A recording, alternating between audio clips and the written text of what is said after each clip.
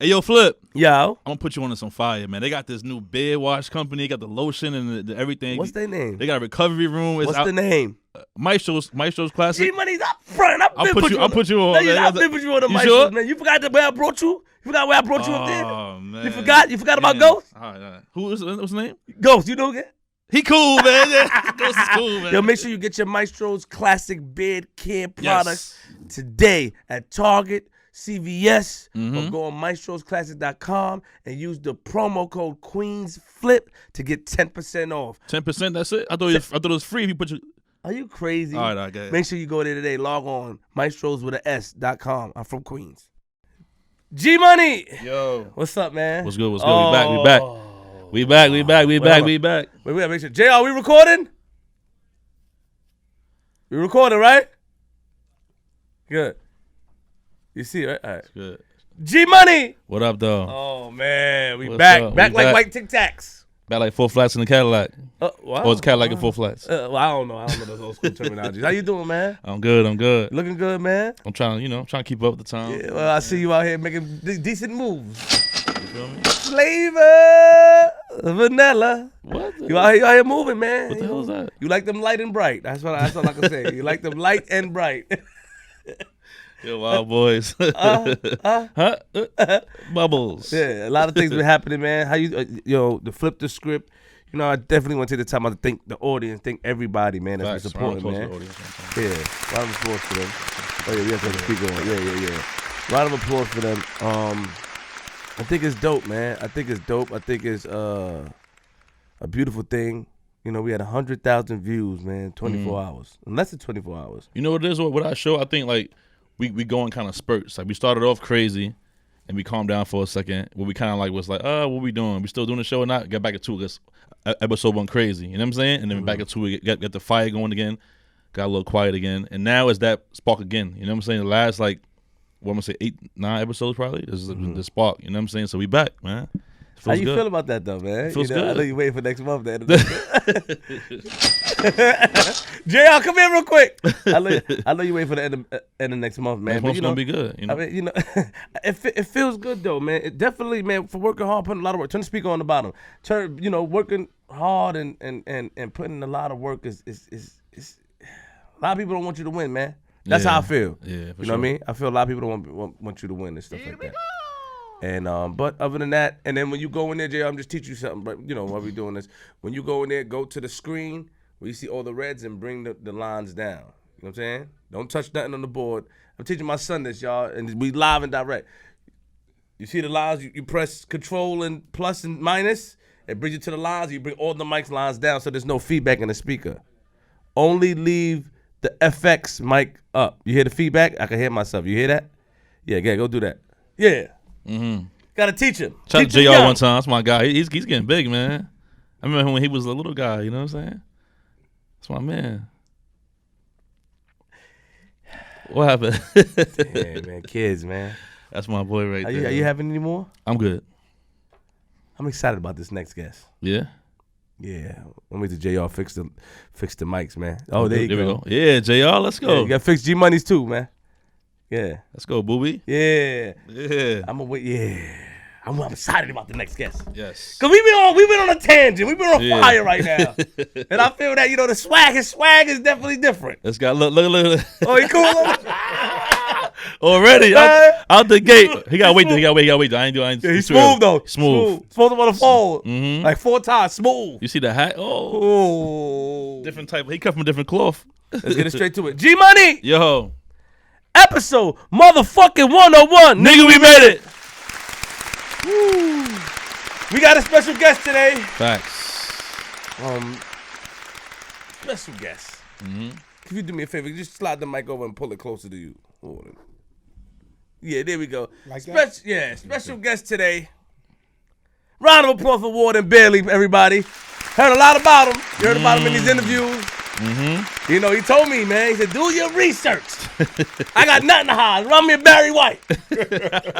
Well, something wrong. Smooth. How you doing, man? What's going on? I'm doing great. How you feeling today? Fantastic. We've been hearing a lot about you, man. And I've been listening. He's slick. He's ready. He's ready. He's ready. Is that like a older people? They have a lot of slick terminology. Where do you guys get that from? You look young. You don't look older. So you look young. You look younger than me. Oh, wow, thank you. Yeah, but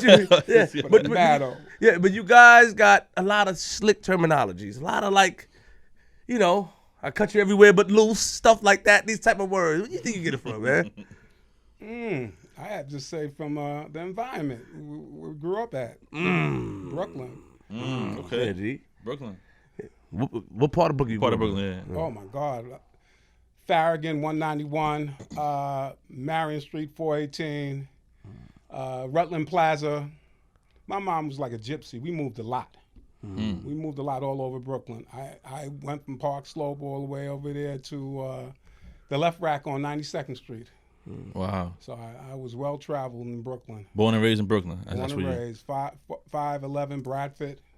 So we hit the zones. Tell us, what's your ethnic background? Believe it or not, both of my parents are from Trinidad. And I just recently found out my mother was from Trinidad. When I grew up, she was really slick. She was smooth, running numbers and doing hairs, working at bars, painting. She was a jack of all trades, Big bus rides, 30 buses going up to upstate. She had a good hustle. You grew up both your parents? Huh? You have both your parents in the household? Both parents? No, I took care of my father for the last 5 years of his life. He died at 93. Wow. He stayed with me for the last 5 years. He wasn't in your life when you were younger? Oh, no, I didn't see him. He was a merchant seaman. He did a lot of time on the sea. Was that, was he not in the Navy or nothing? What's a merchant seaman mean? Working on the vessels. Oh. We got his citizenship during the wartime working on that vessel, so yeah. But my other father was a good father, My mother, last husband, Orlando, great guy. Oh, He's my dad, Not my biological, but he took care of me very well. You got any siblings in the household? Oh, yeah. How my many brother and siblings my you got? sister's now living with me and where I'm at now.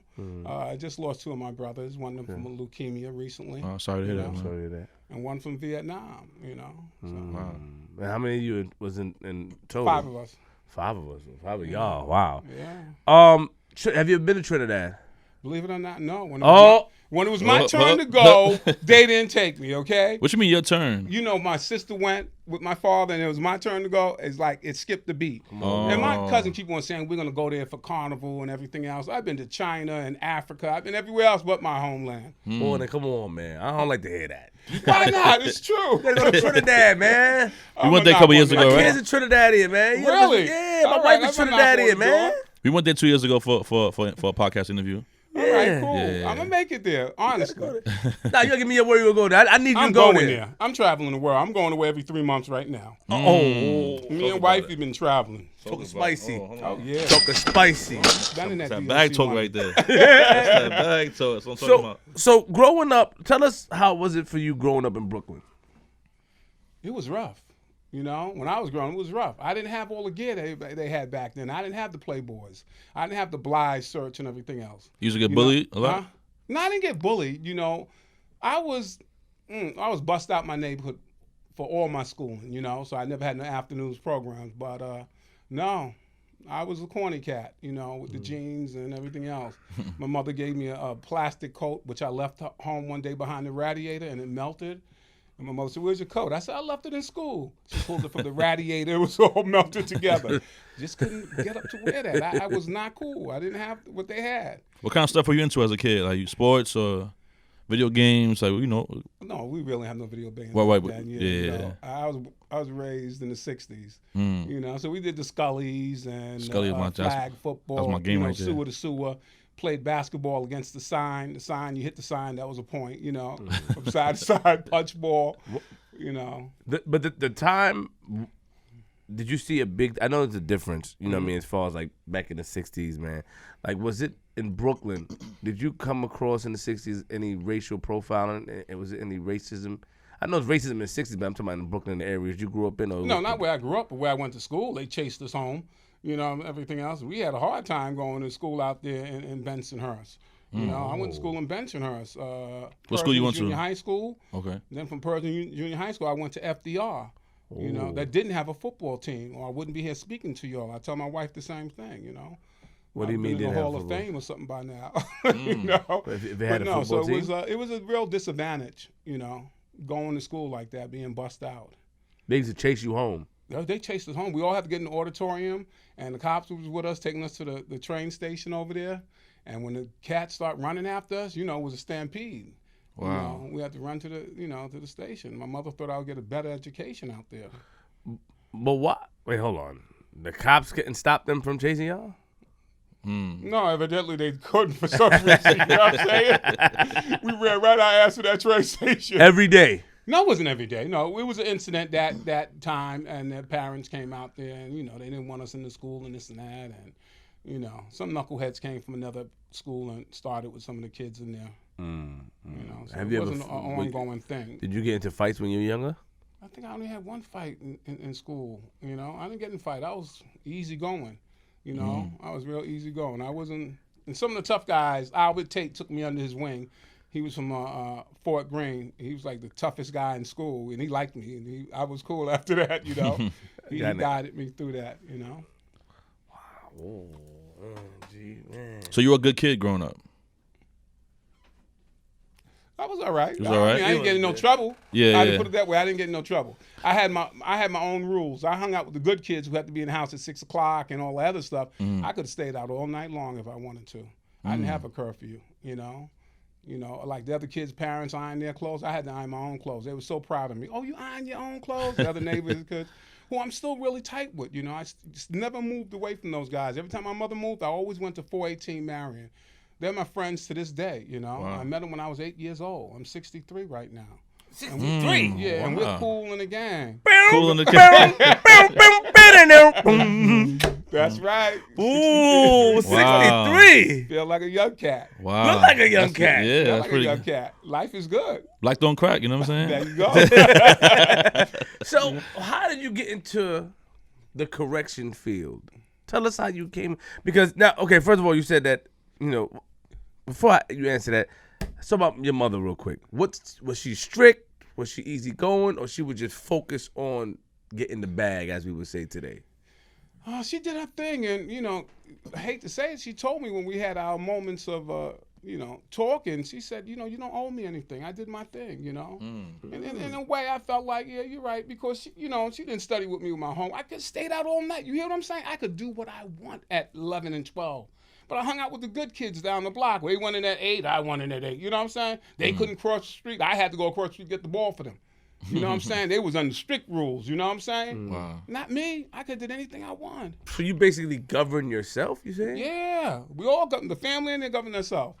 And did you hold that against Mama Love? Or you Oh, hell no. Mama Love was cool.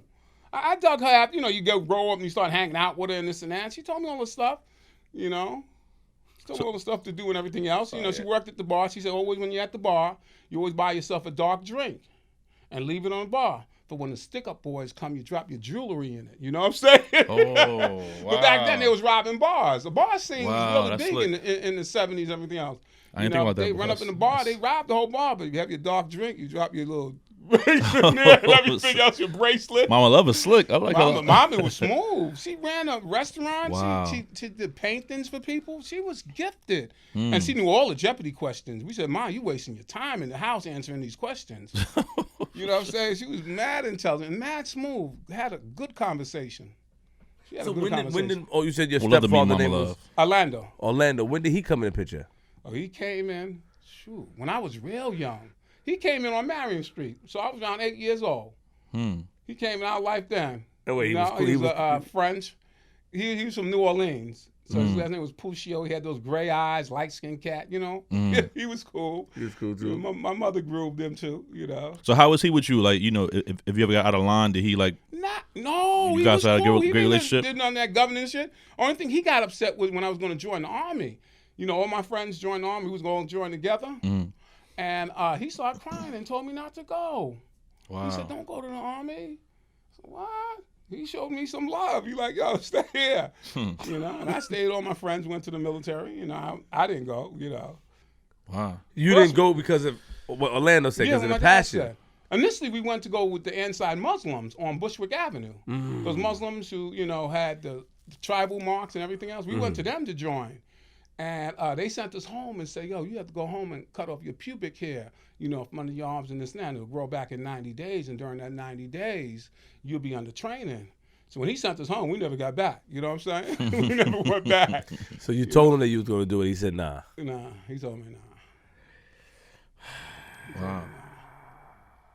But you had a fruitful life. I did. But believe it or not, out of all my friends, I was the most likely to not make it, Whoa, hold up. Why you say that? They thought that about me. I had no qualms about that. You know what I'm saying? I had no qualms that they didn't think I was going to make it. Come on, look what I was brought up. And Were your friends? And I was smoking. I'm not going to lie. They said, oh, I know the rest of y'all smoking, but he's on something else. Why do I got to be on something else, But you smoking weed? Yeah. Ooh. Yo, Were your friends black or you had my mixed friends friends? are black. Yeah, all black friends. All black Well, friends. you can't say I was smoking like that. Don't jump out the window and say I was smoking because, we from the new era. We don't know what smoking can be. Oh, my gosh. You don't know. Yeah, you weed gotta- back then. It was yeah, weed. we Okay. all- So we okay.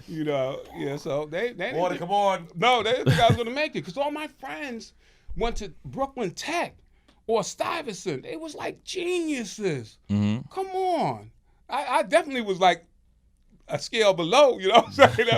I didn't have their smarts. When we took that test to go to the military and we was cheating and everything off each other, one of the guys was called in the room and they said, yo, we got a nuclear submarine program we want to put you in. I said, hope I didn't copy too much. Don't call me in that room. Wow. Oh, yeah, they very intelligent, So what kept you on the straight path? Like some guests we have that they have stepfathers and this and that, and they grow up in certain areas, and they get involved with the gang stuff, or they get involved with like the fighting, the crime. What kept you, astray? You know what I'm Those saying? good kids I hung out with. Good kids? Those same kids on Marion Street, those kids was like straight and narrow, Marion Street. What part of Brooklyn is Marion Street? That's between Rockaway and Hopkinson. I think that might be, is that Brownsville? Bushwick. Bushwick, okay. Yeah, I'm Bushwick, Brownsville. Wow. Yeah, that neighborhood did everything. Their parents took care of me. They took me down south. I never knew about nice. down south. When we Okay. was little, everybody in the summertime used to go down south. I said, what the hell is down south? And then he took me down there. He took me to a big farm. They killed the pig. They had a lot of land. Wow. It was Busy a good going down stuff experience. and not going to your homeland. I know. But I didn't know my mother was from Trinidad. Come on, imagine I just found that out less than 5 years ago. Wow. How? That's what I want to know. Because she was too smooth. I just knew she was from down south. What you thought you were before? So when I they asked knew my you, father was from Trinidad. Ain't Okay, no okay. doubt So- you knew he was from Trinidad. Okay. Gotcha. But my mother, I thought she was just from down south because she was so smooth. I would never thought she was from the island, no accent, none of that. No, she was smooth. How did you get into corrections? That was my last road. That was my last road. I took an exam for everybody because at that time you couldn't get on a job after 30 years old. And I was knocking on the door. You know what I'm saying? And I needed some money, you know what I'm saying? And some kind of, pathway. so it wasn't your dream job. That's something that you nobody kind of was. It's no dream job for no one to be a correction officer. I mean, Nobody you gets never- up and you says, never I'd know. like to be a correction officer tomorrow. None of us do. You're right. Nobody does. Before that, my brother-in-law had it, and he left. He said, that job ain't for no one. So that kept me off the job for a little bit. But then when I went to RCA, which was a training school and everything else, a female went there and told me, yo, it's easy. It's a lot of money. It's easy. So What were you doing took an before exam. that? Huh? What were you doing before that? I did a little bit of everything. I worked at the airport as a sky cap, which is a porter, do checking the bags and Right. everything else. And that was a good job. And I tend to stand my ground. They told us we can change our names on our name tags. Mine said Emmanuel Bailey. And he said, you can change our names. I said, I want my name tag to say Abdul Aziz. Abdul mean the servant of Allah. Aziz mean the determined one. They looked at me and said, you crazy? I said, no. They said, nobody's going to change their name. Everybody keep their regular name. They ran me off that job by lying on me. But I already told them I'll never be a beggar. I'm never coming up here because a lot of guys who left that job came up there begging for money and looking real bad. And they came after me, and I told them clearly, y'all snakes. Why will I do something so stupid to let y'all get me? Right. And, another brother gave me up and lied on me, and I went to his house and said, why you do that to me? Oh, I have a family and this and that. The union didn't back me, but I kept it moving. You know, I always stood my ground when it came to that, you know. Right. I can tell you stories in DLC when we get to that part. There ain't nobody going to tell me what to do that's wrong. You know? To me, I followed, back then in the 60s, I followed Malcolm X and FOIs. I fell in love with them, man. I was a big follower of them. You know, I had one disappointment in my whole life. I tell my wife all the time, the only thing I didn't do right is when Farrakhan was up there and he brought Malcolm X killers on the stage. I walked out, but I should have voiced my opinion a little louder. You know, that I was disappointed that, you know, you got these guys up here who killed Malcolm X, you know. Wait, hold up. Hold up. Slow down. You're bringing up some stuff because I just put out a post and asked if society was trying to erase Malcolm X's legacy. Because you know, they really don't talk about him in school and stuff like that, and I wanted to know that. But he's a great man. I watched some of his documentaries. All of them. But you're saying that Minister Farrakhan, that's right, you said his name right. Minister Farrakhan brought the killers on stage. Exactly. Where? Jacob Javits Center. No, stop it. Yes, he did. Wow. I was there with my brothers from correction. Wow. And first he was talking about his $500 shoes that turned me off too. You don't have to tell me you paid $500 for your shoes either, brother. Back You then, know what I'm saying? that's crazy. But what really was a nail on the coffin was when he brought them up there. $500 back then is crazy. Wait. Back then, that's Warden, hold up. Because you a smooth guy. I keep it real. Shout out to you. You had a big wedding. I was there. All right? Fire. The wedding crash. The wedding crasher. Beautiful. Right. See pictures. All right. Smooth. So then you can't hate on a man for shit. Come on, girl. You do it big. I did it right. I'm gonna tell you, I did my stuff right. I have no shame. No. That's why I'm up here, because I have no shame. Nah, facts. That's what I like about you. But let's go back to that. So he was on. How did he introduce? Like, you guys knew those were his killers, or he told you We they all were knew his his killers. Come on. They just got out of jail. They just got released from jail. He brought two of them up there. You know what I'm saying? And to me, that was it. I never went to another rally he ever did or anything else. I walked out, but my biggest point was not shouting out at him. You know? I mean, my table knew why I was leaving, but I should have shouted them out. You know what I'm saying? What year was this? Wow. I couldn't even tell you. It was way back then. Was I still a captain at the time? It was a while back. It was way back then, you know. It got to be more than 10, 15 years ago. It was a long time. But what made you get into it? Like, how did you get into the whole, following Malcolm X? What did you see? Oh, my God, I love them. Come on. I love those FIIs. How smooth and sharp they look. You know how military they was? They were selling fish in the neighborhood. Remember they had Steak and Take? I don't know if y'all that young, but they own restaurants everywhere. They was doing their thing, man. I was too proud of them. What? She's proud to be black, basically. What? Sharp, tall, clean, respectable, selling their bean pies.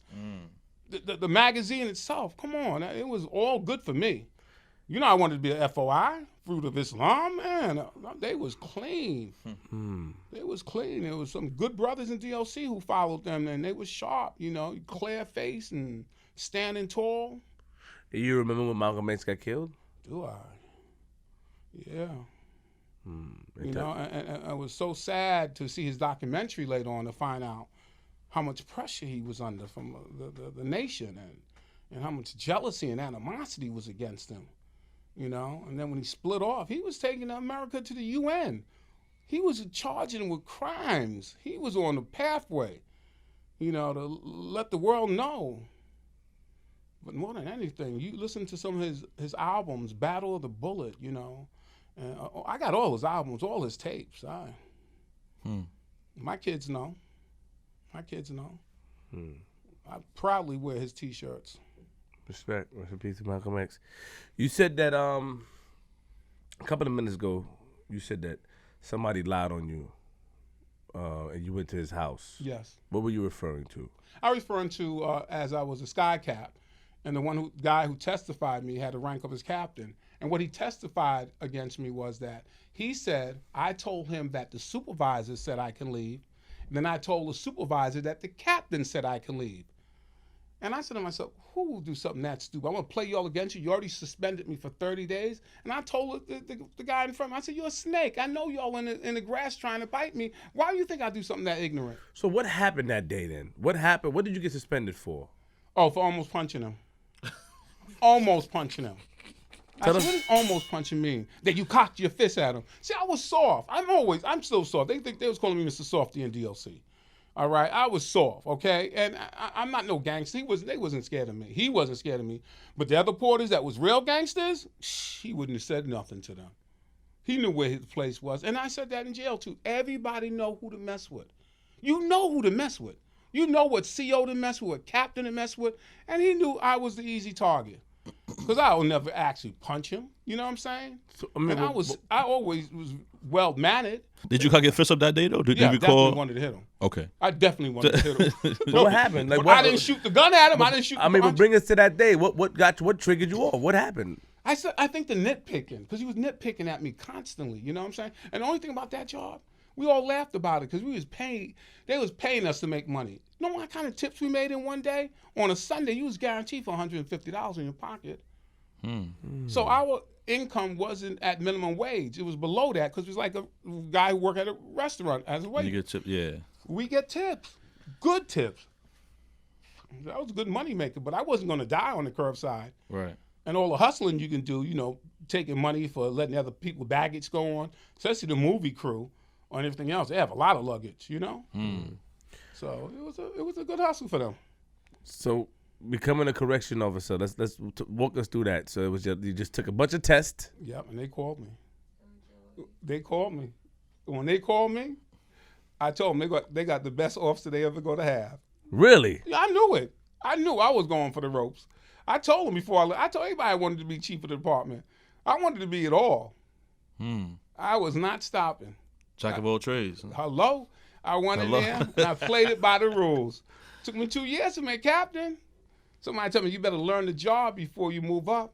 I said, I'll learn as I go. I'll learn as I go.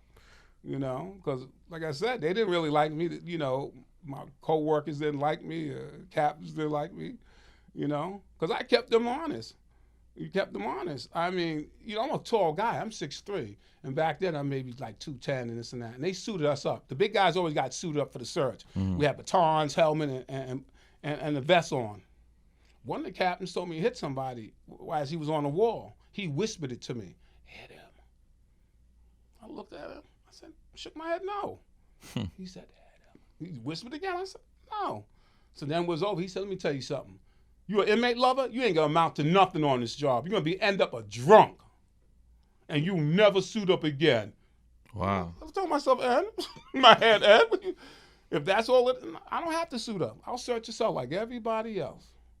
But I'm not just beating on command. Right. You know, so that was my road, and I didn't play with my office. My co-workers, they couldn't be in the A station with me. They have to be on the floor, and they have to search every inmate that comes in my house. Any inmate who came to my house had to get searched. And when they went into their cell and came out, you have to search them again. That's real. And when they got there, I had their keys, their body arm, and everything else. And when they left, I locked my door. They hated me. They didn't like me. They didn't like me as their co-worker. What was your first day like? You started. Scared to death. You were nervous? On a midnight, I was scared to death. I had to be in lower dorm. And a dorm, it's no cells. These cats was walking around. And I was in the A station with a female officer. She said, you better get on the floor. I said, what? She said, you belong out there. I said, where? But it was scary. What year? Scary. 1985. I was scared like hell, boy. And what building? C-74. And they forced us to go there. Anybody who was close to like 29 had to go to C-74. We thought that was age discrimination at that time. Like, why are you going to send us? That was like really the hardest jail to go to back then. That's what I heard. Because adolescence was from 16 to 19, not what it is now. They look like grown men. And it was cock diesel. They were strong. No, it was a scary building I was in. Did you call anybody for any advice before you got started? Anybody that you know you wanted to call to kind of get some not really. I had no kind one to lean on. of jumped in. Yeah. I had no one to lean on. Lean on me. So you're in there. Let's go through it now. You're in there. So the first couple, you said you made captain in 2 years. 2.5. What was it like? What was the troubles in the beginning of the stages? Like he asked, like did you have any troubles? Like any, you know? Yeah, a lot of trouble. You know, in the beginning it's rough. For that particular job it's rough because you didn't know what was going to happen. Every day is different when you're a correction officer. You don't know what make these guys go off, you know, and this and that, and it was bad, and they bully you. They try to bully you. Open my cell, punk. Where you from? You know, it's like that. Who you talking to? I'm an officer, you know? You know, it was a trying until I found out what a hard day was for me. They said, we'll give you a hard day. I said, what? What do you mean? And the hard day for me was they was beating up another inmate. I said, what? That's it? You beat up that me for him? I know how to write. I wrote infractions. You know what I'm saying? So I found out at that point, it took me through the wall that you hit when you say, oh, I can do this job if they're not going to touch me. You know what I'm saying? You never got attacked? Yes, I did. Got attacked twice. Once before I made captain because I was bragging about it. I was telling everybody about inmates. Yo, I'm making captain. Guess what? I never been assaulted. They staged the fight in the mess hall and bust my lip. They caught me dead in the face. I was like, oh shit, that's cold. That's my first punch. They caught me. I was bragging. They caught me good, you know. And I still went back with my house, you know, and everything else, you know, put an ice pack on. You know, I was assaulted at that time. And what was the second time? Second time was real bad, too. They knocked me out. Wow. A little short cat. Somebody should have came up here bragging about that. But it was my fault again. Because I got all in his face. Let me tell you something. You're only going to get one punch. You better make it your best. Because let me tell you something. You're playing with the wrong one. I'm telling you, better. Next thing I know, I was knocked the hell out. Little short guy, I went out on oxygen. Oh, you know that was a big talk on the island. He got knocked out by some little cat. Little Puerto Rican cat knocked me out.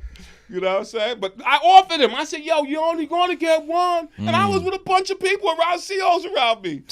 Yo, Did they whoop his ass? Huh? Did they whoop his ass? They used force against him, yeah. They were supposed to get some. They used force to take him down. They were supposed to get some. But no, I told him I had no beef with him. I never retaliated. I said, yo, I did it myself. I told you only had one punch. I didn't think you'll go for it, you know, like that. If that guy ever come up, he'll tell you the same story I just said. I never went after him. But they whooped his ass, though. No, they took him down. They used force against him. I'm like, he didn't go out in the ambulance. I'll put it this way, he didn't go out in an ambulance. You know what I'm saying? He didn't go out in an ambulance. So that's my two assaults. After that one, I know better. I'm not gonna get nobody's face like take the hit. Nah, that was it. You know. So how did you tell us about the Bloods and the gangs? How did you get in? How did you not involved? But did you watch the transition? I did. Tell us what you remember, because they said from the people that we had on here, they said the Latin Kings and Latina Nietas were, you know, they were in numbers. There were a lot of them. That was there first. And then They're the reason that the blood started, pretty much. What they were saying. Yeah. And then you had guys like, you know, like I said, you know, Soul B with Stacey Knight, Killer Cab. All these guys, they said that even though they were wilding, you know, somebody came up with an idea to come together because, you know, to go against being oppressed, I guess. Exactly. But tell us what you remember. What I remember is it's the UBN, United Blood Nation, that they came up with, you know. And one guy who was really giving us a lot of trouble was Sherman Adams. He was an adolescent, Sherm the Worm, they called him.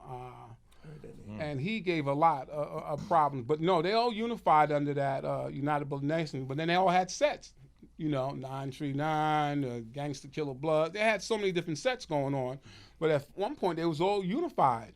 Right. But the bad part about the whole thing was that you had to cut somebody to be blood. You had to blood in. You actually had to cut somebody. It got to a point where we had 150 slashings and stabbings a month. Wow. 150 people was getting wet. All right? And a lot of it was under that Blood Nation stuff. You know what I'm saying? But what it took place was that it went out into our street and it's not communities. They was cutting people on a train as they was jumping off to be a blood person, you know? And there was no real money or currency involved with this. They were just cutting up things, and it was pretty bad. No, not pretty bad. It was real bad. But do you remember seeing? I want you to take us through the steps of what you remember seeing. How it for? So did you the Latin Kings? Like, what did you see? What was first? Like from what you remember? Because really the Latin Kings. The Latin Kings was first, as I remember. You know, they had a good organization and everything else where they had structure and their code words and the retaliation. You know, only thing with them is that they didn't cut each other to join them forces. if you was a Hispanic, you know, you was down with them. You know what I'm saying? You just have to say you want to be down. Whatever dues they have to pay, had the dues, you know. But Nietas was basically the same thing, you know, easy going, everything else. You know, not making that much noise. There was a small out of all the groups. But when the Bloods came around, it was like treacherous. I mean, when I made captain, we had to go around and start looking for them at this point. So with so many people getting slashed and stabs, and back then they was able to, you know, they was wearing everything they wanted at that time in the early days. They was wearing their gold, their Timbs, this, you know, they was dressed up, you know. So to a point they was carrying all their flags. Everybody was carrying their red bandanas, and Latin Kings was carrying their yellow and black, you know, and Nietas was white and black. So and they had their beads. They was flossing out there and just showing it and throwing up hand signs. But back then it was really hard for correction officers because we had to do congregate feeding, meaning you had to take a house out of 60 inmates or 120, and they have to pass another house in the hallway. Sometimes the feeding went on for hours because they was fighting all the time, attacking each other. Certain houses have to be separated from other houses. They can't be in a mess hall at the same time. It was cold chaos at that point. Wow. It was chaos, but we had to go around. Each security team had to go around and start looking to identify them. And then we started making up cards for our officers to carry. And then we started getting them at the new emission state, looking for their burn marks on their shoulders, because the Bloods would burn 3 marks on their shoulder. That will gave them to, you know, that. Or some actually put the, you know, UBN on there, you know, or the Blood Nation, whatever they did. We started identifying them right then, which gave us a big worth of information, because we was dealing with a 44, they stayed there for 44 days, but we was dealing with 20,000 inmates coming in our system. 20,000. You know what kind of information you get as each one of these inmates come in there? We get their AKA, we get the pictures, we get all their tattoos and everything else. So we was affiliated with the DEA, the FBI, police department. We sat with a whole host of people sitting down gathering information with us. They were trying to run a RICO case against the Bloods and everything else, you know? So do you recall, like, the Bloods actually getting started because of the Spanish ganging on them, or? No, I wouldn't put it on them like that. They wasn't hurting them like that. They wasn't. They was looking for a reason, but they wasn't getting hurt. I mean, when I got in the job, I couldn't even believe they was Germans. I said, who are they talking about? Because, you know, they call them Germans. I told my partner, who's the Germans? They said, the Puerto Ricans. I said, what the hell are they German for?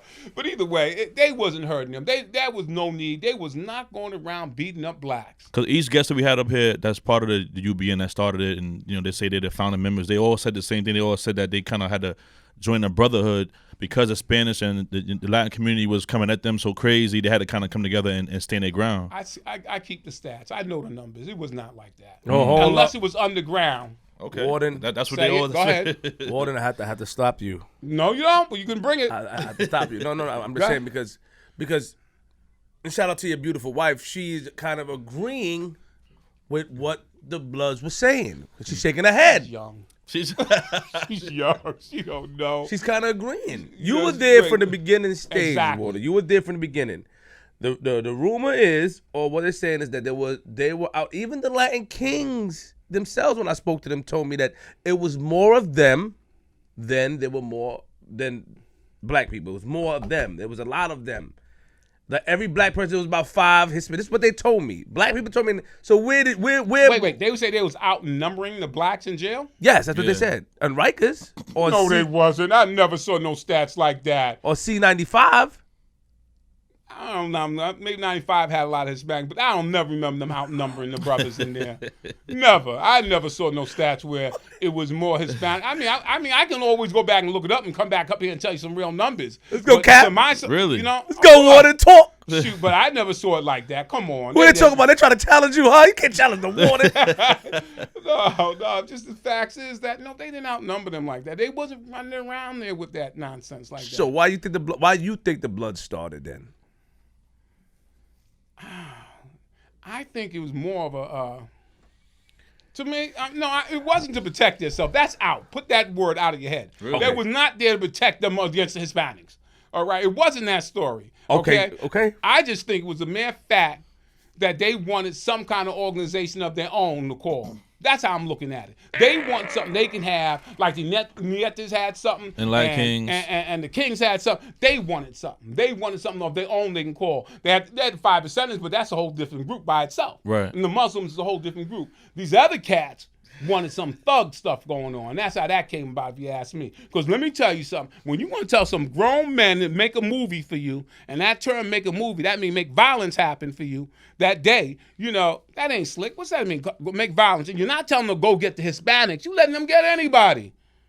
They wasn't just making a movie on Hispanics. They were doing other brothers who wasn't down with their nation.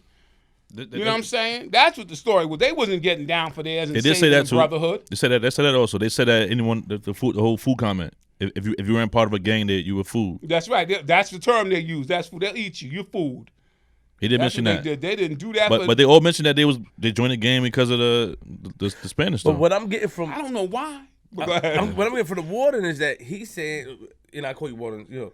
No problem. What I'm getting from him is that he's saying that he thinks, in his opinion, right. And these guys are my friends. Salute to them. He called them haters. In kind words. Basically saying that in kind words. Not disrespecting, but saying that basically, this is how I'm taking it as being young. Basically saying that they saw an organization that were in numbers, in unity, and they wanted something of their own. Mm-hmm. But in their minds, to defend them and each one of them, they must have talked to each other in jail. They had a lot of time to come up with a reason to say that we were being oppressed. They wasn't oppressed. They was rocking all the jewelry and the drugs and everything else up in that piece. They was oppressed by them. No, it didn't happen. Don't be looking at her like she know the history. Because now I want to see the expressions that because she's making a lot of faces. Her expression is good to you. Yeah, it's good. She can make a face what she was. She wasn't rocking at that. I don't even know. Yeah, she was a baby in the 90s, okay? 89 years, she's a baby. She don't know about that part. And you, this is oh man, this is new. Sometimes we gotta have some of us guests up here at the same time, like a Warden and Kev. You know what I'm saying? Like sitting here to kind of get the. But they all love him. They have to, because I was fair to them. They all can tell you I was fair to them. Mm-hmm. You know what I'm saying? Across the board, all organizations. Bring it up. Go ahead. Come on, don't do that. I'm gonna bring it to me. Go ahead, tell me what that. Listen, I was I want to hear this one. I was on the phone, right? They said there was two. They said, officer named Sanchez was crooked, and they said Bailey was crooked. Now a Hispanic man told me this. The blacks were saying that, yo, Bailey did his shit, man, but he looked out for his people. That's what they told me. I don't know how these rumors started. I'm just saying that these are recently of what I heard. I just spoke because, you know, I spoke to a Latin king, and this is what he said to me. He said, yo, man, he'll put Sanchez, if he'll put, I don't know who Sanchez is. Are you familiar with their name? I know some names like this. Okay, he'll put a black person, if he gave trouble, into a Latin king house. And they said you will put a Latin king into a blood house if they gave you trouble. What do you have to say for those things? Let me say this, okay? When we was in security, we claimed clearly there's no blood house and ain't no Latin king house. Okay? We'll put you where you... He's talking about the camera. That one's on. It's different cameras. Okay. Yeah. All right, we put you where you want. Was some houses predominantly Hispanic? I mean, predominantly Bloods and this, that? Yeah, it was. But we expect anybody we put in there, no one can tell you I put them in the house and they got cut. Y'all put some Hispanic guy that had more Bloods and Latin Kings in there. He met the classification. It ain't like I took him from a classification of a murderer and put him in there with some streetwalkers. They had the same classification. And I just didn't do it to Hispanic. I did it to anybody who thought they was bigger than the whole thing. Nobody ain't bigger than us. The house will never lose. I used to tell them that roll call. We the house, and we never lose. But then, Warden, that means you did that intentionally, though. You're admitting that. I have no problem doing it intentionally. It wasn't no punishment. You should be able to live in any house with your classification.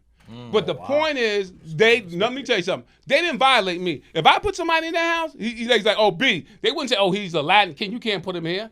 They can't tell me where to put. He's the same classification. And know what I tell them? And you better not touch him. So that guy can tell you, I put him in there, ask him, did he get touched? Did he get blood? Did he get stabbed? They won't do that to me. Like they said, I was fair with all of them. And if I took somebody out the Bing and this and that, or they gave me weapons to take somebody out the Bing, the thing went down like this. Don't go out this Bing and make no noise. Don't make me look bad. Don't go out there. But then again, I told him the other part this. If your life depends on it, you have to do what you have to do too. Oh, hold up. It don't work both ways. I'm going to tell him not to do nothing. His life depends on it? Nope, it works both ways. But it never happened that way. Warden, what you talking about? I'm telling the truth. I'm saying like this. I can tell him to be good in this and that, but I'm not going to tell him to be no trick either. Warden, what are you saying? I'm not telling him to be no trick. Warden, wait. Go ahead. Yeah.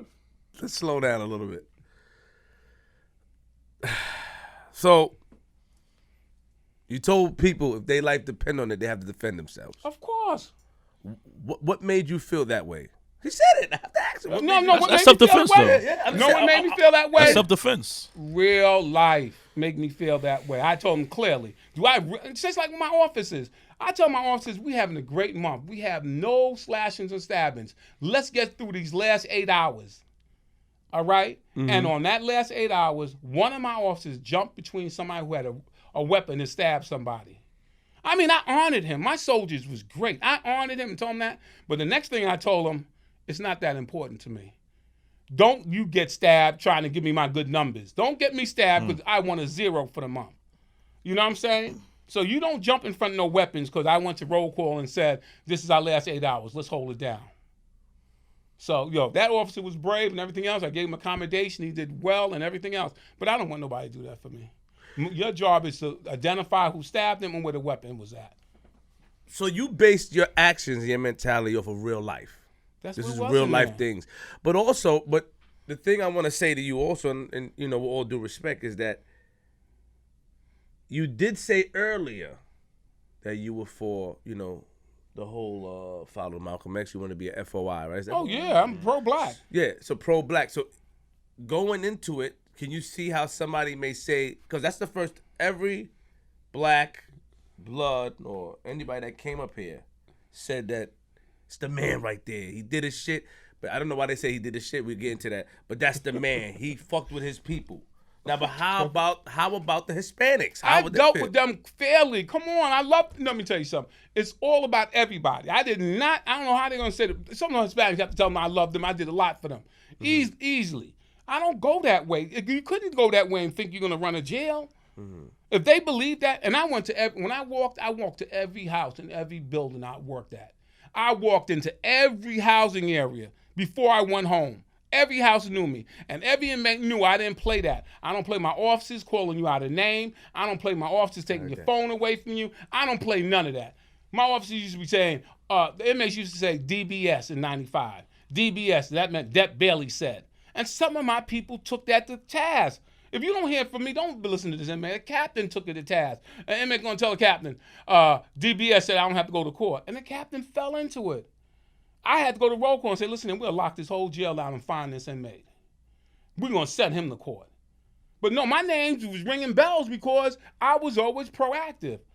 And when I made gang intelligence, that was ridiculous. Because now I have governance of all the jails on and off island. I'm looking at it now. I had all governance. But I didn't have governance in gang intelligence to take anybody out the Bing and put them out. I took people out of my jail when I worked there at HDM, and kept them in my jail. I couldn't send them back to their parents' jail. You know what I'm saying? Where they did that violence at, I ate it. You know what I'm saying? I wanted to get the weapons out the facility. So let's talk about the weapon thing, because we had a guy named Kevin Davis, which they call Killer Kev. I sent you the links. Yeah, I saw it. He said that a guy named Tata brother, Troy or whatever, gave you 5 bangers to bail him out the box. Yeah. Yeah, I took those bangers. If possible, yeah. I negotiated with a lot of people. I got cuff keys. I got bangers. Come on, I got razors. Shh. Let me tell you something. We did orientation every day. And know my orientation I used to tell them? I said, let me tell you something. If that guy's smoking and you're not smoking, you need to tell on him. He got a weapon and you don't have a weapon, you need to tell on him. And then I used to tell him how to tell. I said, tell your mother to call me and say, this is for Junior in 2 block. 5 cell got all the drugs. I told him, I'll turn you on to anything. Don't just tell me what's going on in jail. Tell me what's going on in the street. Your man didn't come up and say, tell me, I'll turn you on to the FBI, local police, and everything else. We did that every day. And every other jail had to follow what we did. Anybody new came to your jail, you gave them orientation. And guess what? We didn't take no for an answer. You came from up north, you come down here to I don't need to go no orientation. We sent a squad to come get you to hear what I had to tell you. And some of these guys asked me when everything was over, and I said, you want to tell me? Shake my hand and pass me the note. Drop it on the floor and I'll pick it up. You know what I'm saying? I'll get you what you need to get. One guy after me now asked to get to the FBI. I was fronting at that time. I really didn't have a hookup with the FBI, but he knew a number to the FBI. You know, and I just got them together. So the network was trying to get everybody to work together. I used to call them my secret squirrels. You know, to this day, people laugh at me and say, I hated Bailey and his secret squirrels. Because my secret squirrels told on everybody. If my staff is doing something wrong, child, I want to know that too. You know what I'm saying? I came fair across the board. So ain't no one can say I was just pro-black, not a pro-Latino or white or this and that. Everybody got a fair hand from me. And when the house act up, I did exactly what the tough guys do in the house. I go in there, I turn the TV to channel 13 and tell everybody going to look at Bob the Builder. The TV is broken. It can't come off channel 13. And it had to stay on channel 13. Tell us about the first time you took weapons. Like, how did that happen? What made you come up with that idea? They don't come out there. It was a thing going on prior to me being security captain. All the way down the line. Hello? And I didn't make that taking weapons. You think I made that up? No, I didn't make that up. It was ongoing practice prior to me being in security. You think just in 1990-something, we just started doing that? No, I'm not the only one. I always hear my name mentioned on these podcasts. Bailey, yeah, you get Bailey 5 weapons, 10 weapons, and he'll get you out the Bing. But when I got you out the Bing, you had to be good, man. You ain't just getting out the Bing to make more mayhem in my building or whatever building you was in. I wasn't going for that mayhem. I need to go through the steps. So the Bing is what? Punitive segregation, lockdown 23 hours. Okay. And what can get somebody in the Bing? Oh, a lot of different things. Disrespect to staff, caught with contraband, refusing to let me lock your cell. Again, it was a big rule book. It was a big rule book. We can pick out something out of there that you did. You know, and it depends what the adjudication captain will give you. 10, 20, 30, you know. What was the most days you gave somebody in the Bing? I couldn't give anybody. I had infractions that gave them 45. And I used to show the inmate who I lived in my housing here. I said, this infraction is good for 45 days. The only thing I have to do is put your name in it because you're doing the same thing this kid did. You know what I'm saying? I kept my infractions that was good and powerful and put it up in the window and let them know. You can get the same thing. So somebody put you on to like, yo, there's a way to get weapons out the house. That's the main reason. Let's get weapons out the house to keep the violence down. The violence down. That's the main thing. Keep the definitely. violence down at the house, especially as a captain at the time, or what were you, an officer? Captain? No, I couldn't do it as an officer. I didn't have that kind of clout. As a captain. As a captain. So you know, all right. So and that's the main thing. So you were able to. Somebody want their peoples out. You would like, yo, look. No, I didn't go shake them. They had to come to me. I didn't go knocking on doors. No, I didn't go solicit that. No, they had to come to me. You know what I'm saying? You can't solicit. I don't know. I wouldn't do that. They came to me and said, yo, my man is in there. You know, this is what he did be. We got him. He ain't gonna make no noise. You know, we got these bangers and everything else. We got a cuff key or this and that, you know. A cuff key? How the hell did they get cuff key? I can show you in my bag. I can show you how they got cuff keys. Wow. You know, can I snatch my bag? Yeah, sure. Let me snatch my bag. I show you how they got some cuff keys. Okay. You know, but I want that kind of stuff. Everybody want it. In a second, I'm gonna read you some numbers that's amazing. And you can say, yeah, all right. The end justify the means. All right, the end justify the means. That's a good term. You look at it like that. You like it? I like this guy, man. The end justify the means. You want to see the numbers? Yo, what the? All right. This is some x-rays we took. And again, we can't take no x-rays to no one unless they agree to it, okay? You know, they couldn't clear the machine or they couldn't clear the boss chair because we got something called the boss chair that will tell me if you have something up your butt, in your mouth, cheeks, and everything else. And these courageous guys said, I take an x-ray because I don't have anything. You see that razor? Yep. But you know that razor is not just up there floating. You know they got a rip tie on it, right? They put a piece of string on it. Can you hold it to that camera? They put a piece of string on it, and they had to pull it out because if razors just float in your body, don't scare me. They had to wrap it up in a holster and everything else. And that little string be hanging. And you know we couldn't do no cavity searches. Yeah, there you go. We couldn't do no cavity searches. Remember, we can't tell a man to bend over and spread his cheeks.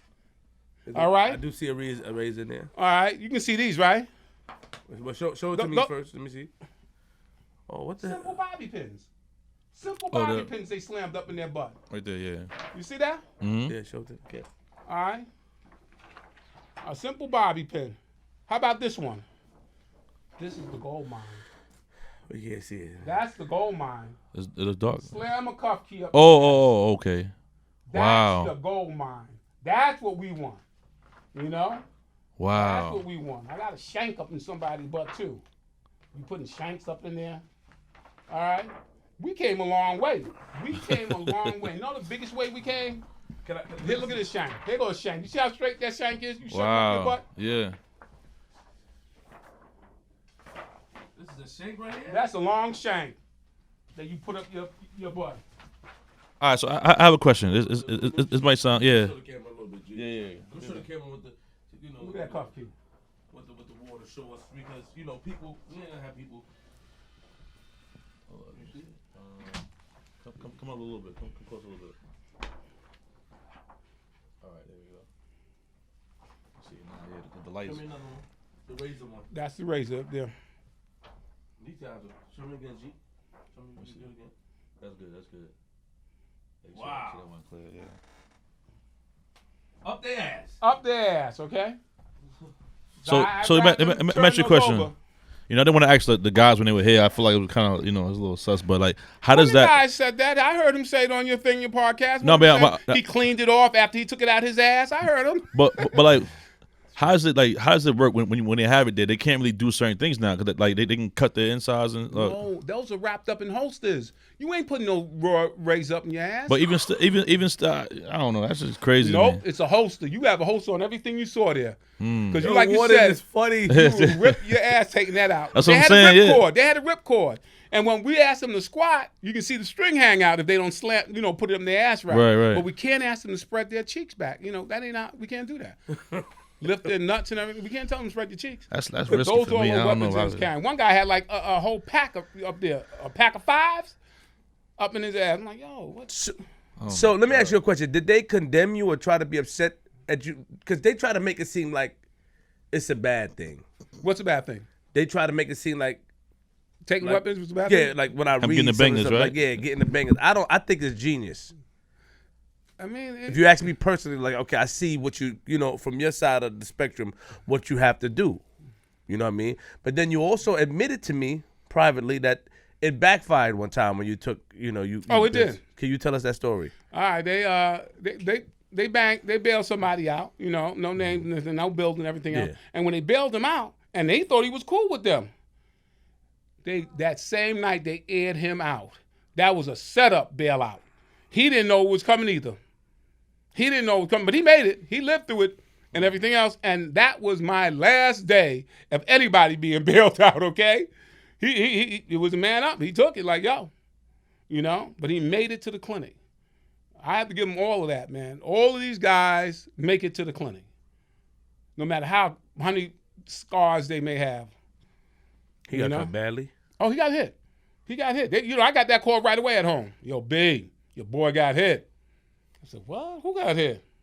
You better get up here. And you had to get up there? Oh, you think I didn't? I was going to call him away. We had escapes. I'd be there 24 hours. They gave me a car. I had a company car since I've been a captain. Lights and sirens. Oh, I had it all, man. I had it all as coming up. But then again, I made big things for the department. Me and the department went a long way. We got a lot of recognition of what we was doing across the nation.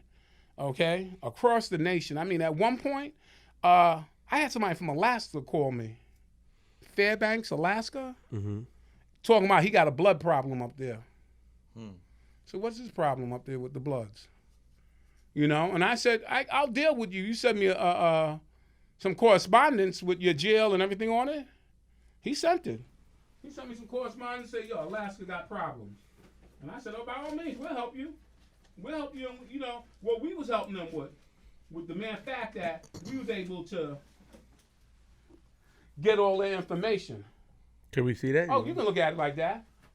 All right, you look at that. That's the cover. But you know, you have to go those big words. I can tell you what happened. We got all their code words and everything else. Like this one code word they had, which was very impressive to me. It was called Attica. And when a blood who was a high-ranking blood, a 101, because you know their codes was like a 101, 102, that gave you the rank in their organization. When they yell Attica, that means tear that cat up. That means tear him up. Not you in court and the judge is there, and I yell Attica, you better rip him. Wow. With that simple word, okay? All right? And we got the Latin Kings really good. We got all their code words. And I'm going to tell you, the Latin King leader, the leader of the Latin Kings. The one that's in the feds now. Hello. Supermax. Hello. And you know what his confinement was? I got an article to show you this too. You know what his confinement was? The judge said, listen here, you're not allowed to write no one else. Because he put a lot of kites out there to get people killed in New York. You are not allowed to write no one else. You're going to go into Supermax jail. You are not going to use the phone and everything else. And the judge said, that's going to be confinement for the rest of your life. And the guy protested and everything else. And then he finally said, all right, I'm going to let you be able to talk to two people. All right? I got a picture of it. He told him he can talk to the Unabomber and the Oklahoma bomb. Those are two people he can talk to. And he can't whisper. He has to talk to them real loud. Was that a confinement? And he's in a Supermax jail. He's in a Supermax jail. So that's how hard they came down on him. You knew him? You met him before? I never met him. But this is the correspondence we got from him. And you know, as a Latin King, what do they do? They write on yellow and black. And you know, as the bloods will cross out all the C's. Are these private paperworks? There ain't nothing private about that. That's easy stuff. I'm just saying. I just want to show you the fact that it was bad. It was bad. I just want to show you how the picture looked with this Latin King incarcerated like that, and he only can talk to two people. So I mean, who papers it? Who? They did that outside in the world. We captured it and everything else, and they gave the whole write up. But that guy's doing real time. He is Supermax. Yeah, they told me. Jail. That shut them down. But really, what shut everybody down is when we started taking their gold away from them, and their clothes, and their sneakers. El Grito de los Reyes. Blood's last word. King Roman is suspended from being a king. Powers is taken away from the nation. There's a guy that they told me that they banned from being a Latin king. Let me tell you something. They had so much going on for them at that point in the 90s. Wow. Look at this. Lord, you know. All right, this is the New Yorker who gave him a big write-up. Look at this write-up. They gave him a big write-up. Man, you got all this stuff. What's up, man? That's what we was dealing with back then in the 90s. I came here to talk about the 90s, how off the chain they was. What you talking about? Yeah. Uh-huh. Wow, I just want to show, man. Yo, he ain't playing, man. You should have came and make sure I got everything right. Secrets of the King. No, this is legal. It's legal. It's legal. Make sure, you know. Come on, some a little bit.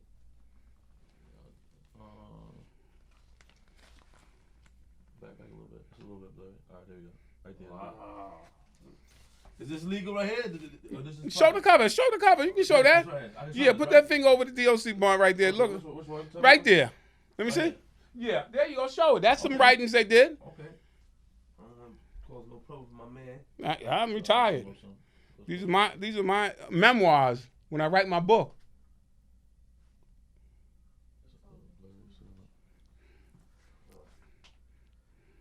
Back some. It's like a glare, you know what I'm saying? It's like really white. I can see it though. It's white on white. It's hard to kind of catch it. All right, this is the New Yorker saying that we was gonna explode, and I'm gonna tell you why they said we was gonna explode.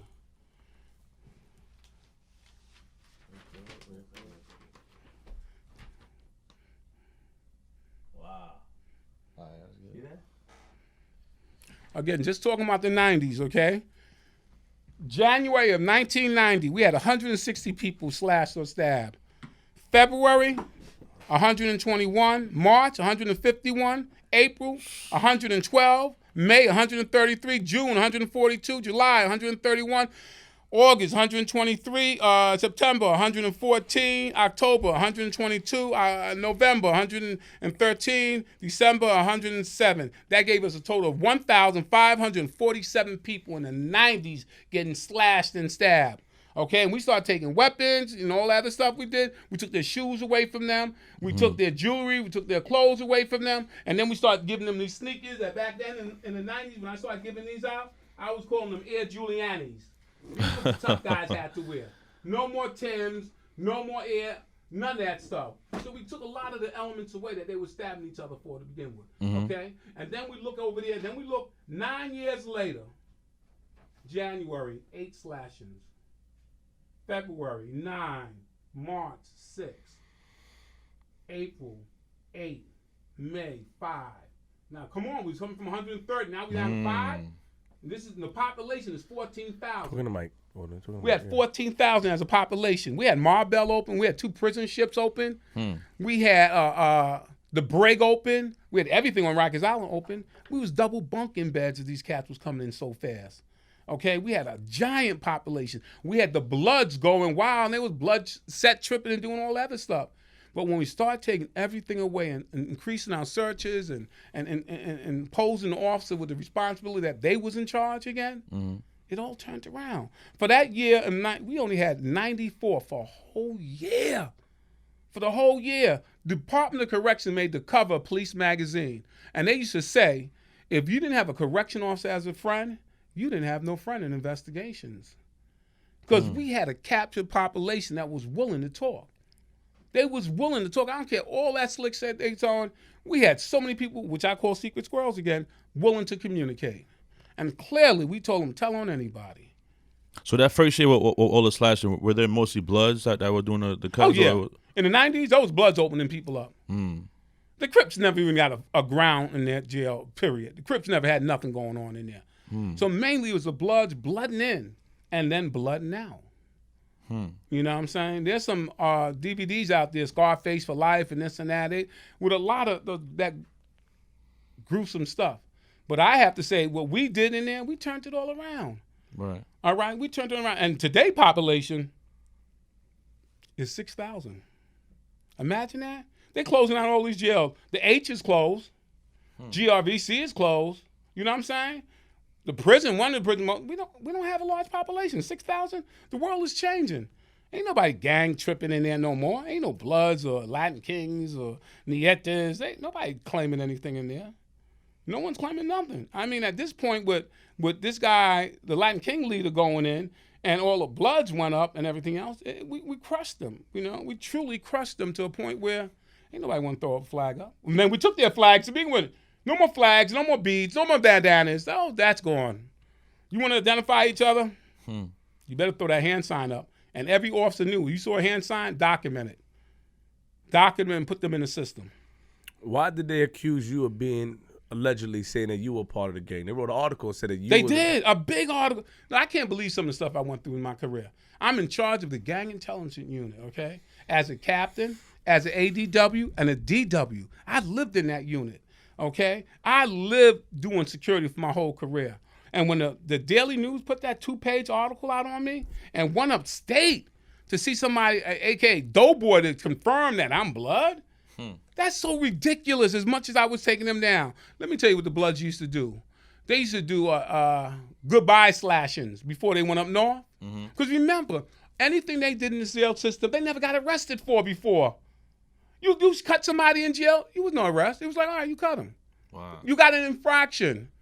But under the leadership of Carrick and Frazier and some good supervisors ahead of me, they put it in order. Said, no, we're going to arrest them. If it's a crime outside, it's going to be a crime in here. So when we started arresting them, that slowed everything down too.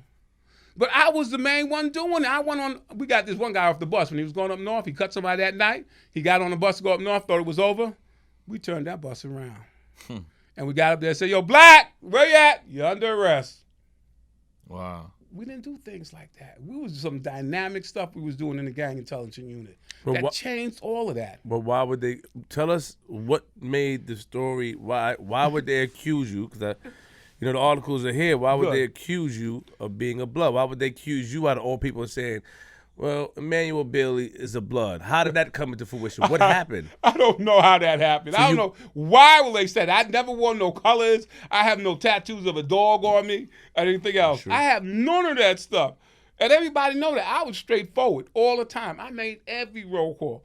I mean, none of my staff members never make no allegations against me. But why he did it, I have no idea. Maybe because I had their respect.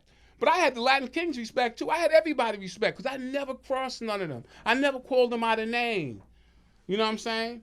And I tell you clearly, I didn't put nobody in peril. I mean, I said believe it, and I still believe it. We told everybody, we have no houses that's just blood. You know, if you think you got a blood, you better let us know because we're going to flip it. And we had a list in every house. How many bloods you had in your house, how many Latin Kings you had in your house, how many motorcycle gangs, Jamaican posses, okay? We had that listed in every house when we know what the breakdown was. And I let no one claim no house. That house belonged to us. You know, I told my officers, they know, most of my officers was the best officers I ever worked with. There's a story going around that, I don't know if it happened on Rikers, but like somebody's grandmother got cut on the visiting floor. Somebody's girl got cut. Do you remember those type of stories happening? Yes, I do. Because I'm getting ready to go and see the guy, his grandmother got cut. A guy named Scully.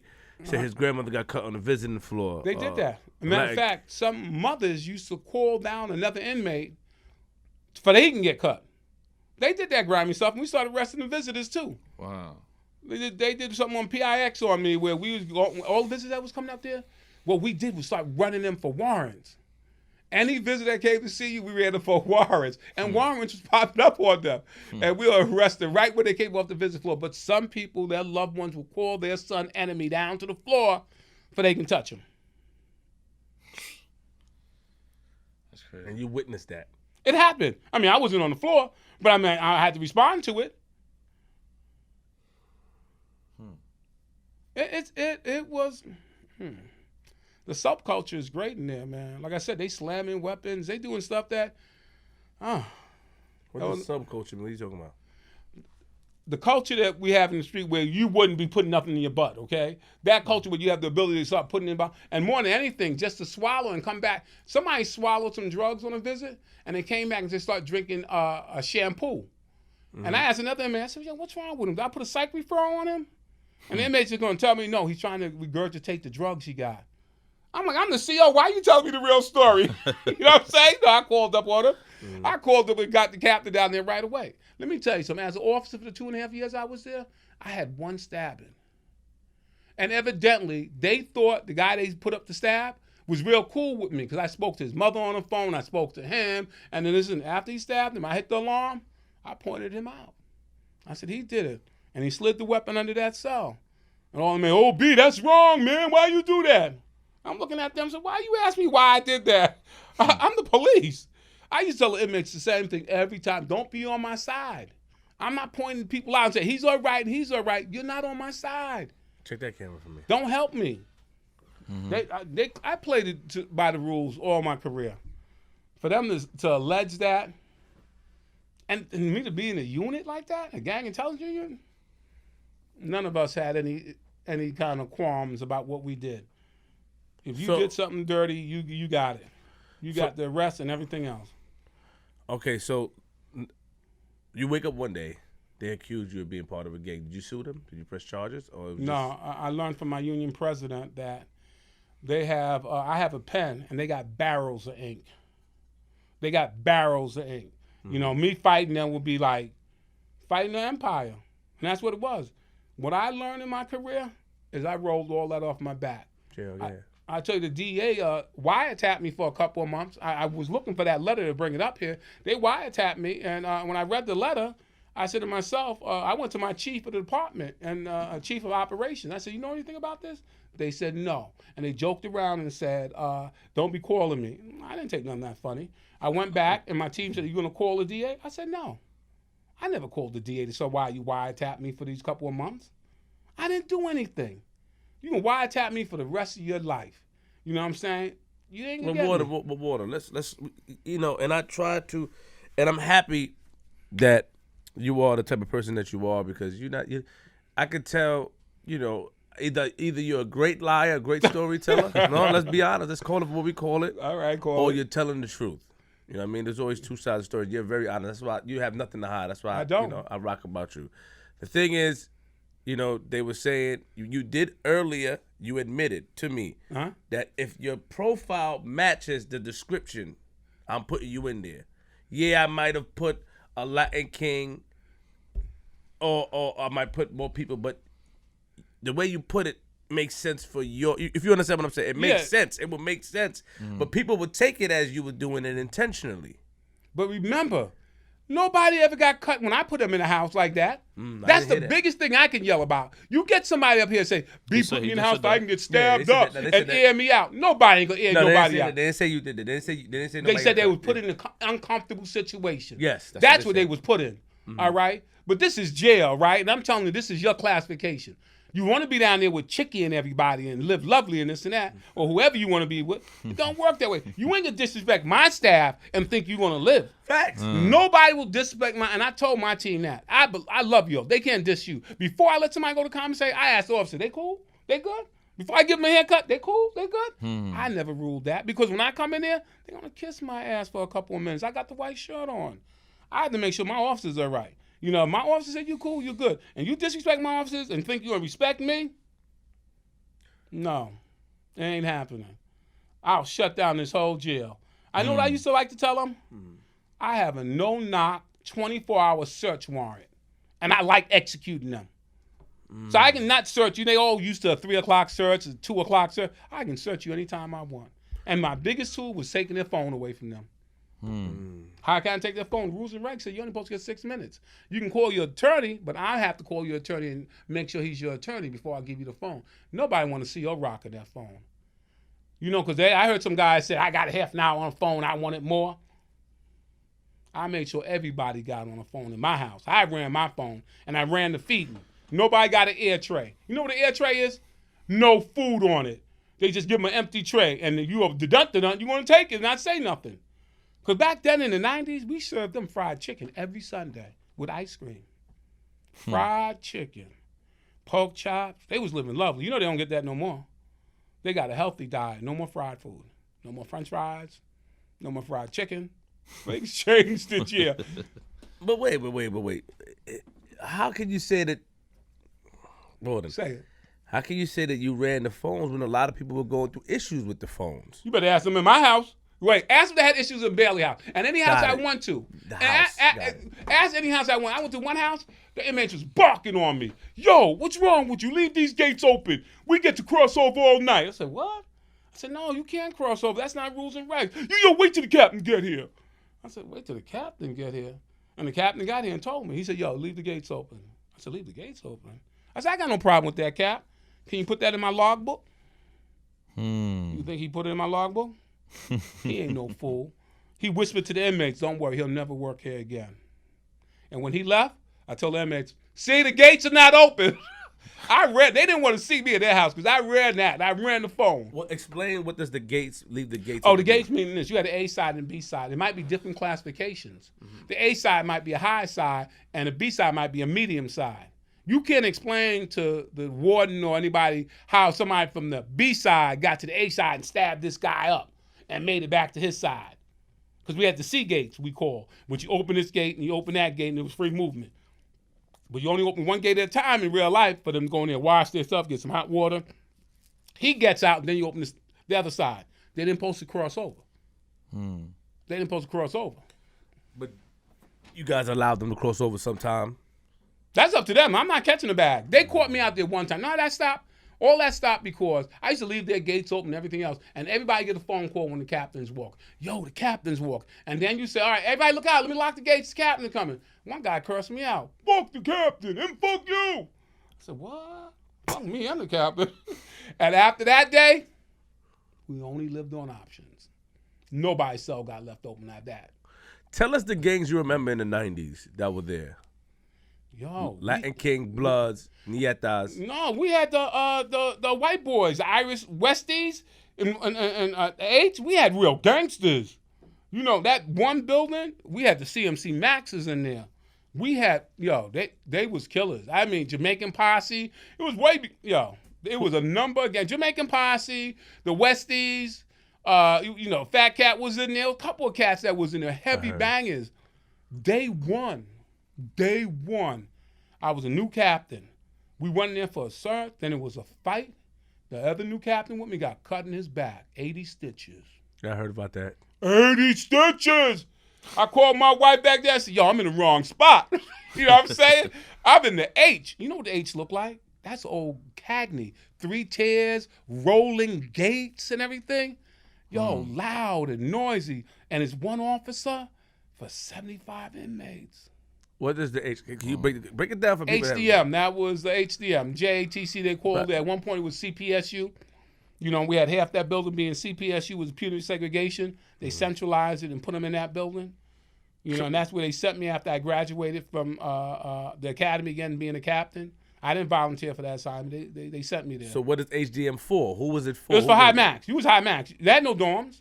Nobody had no dorms there. We had all concrete, solid cells.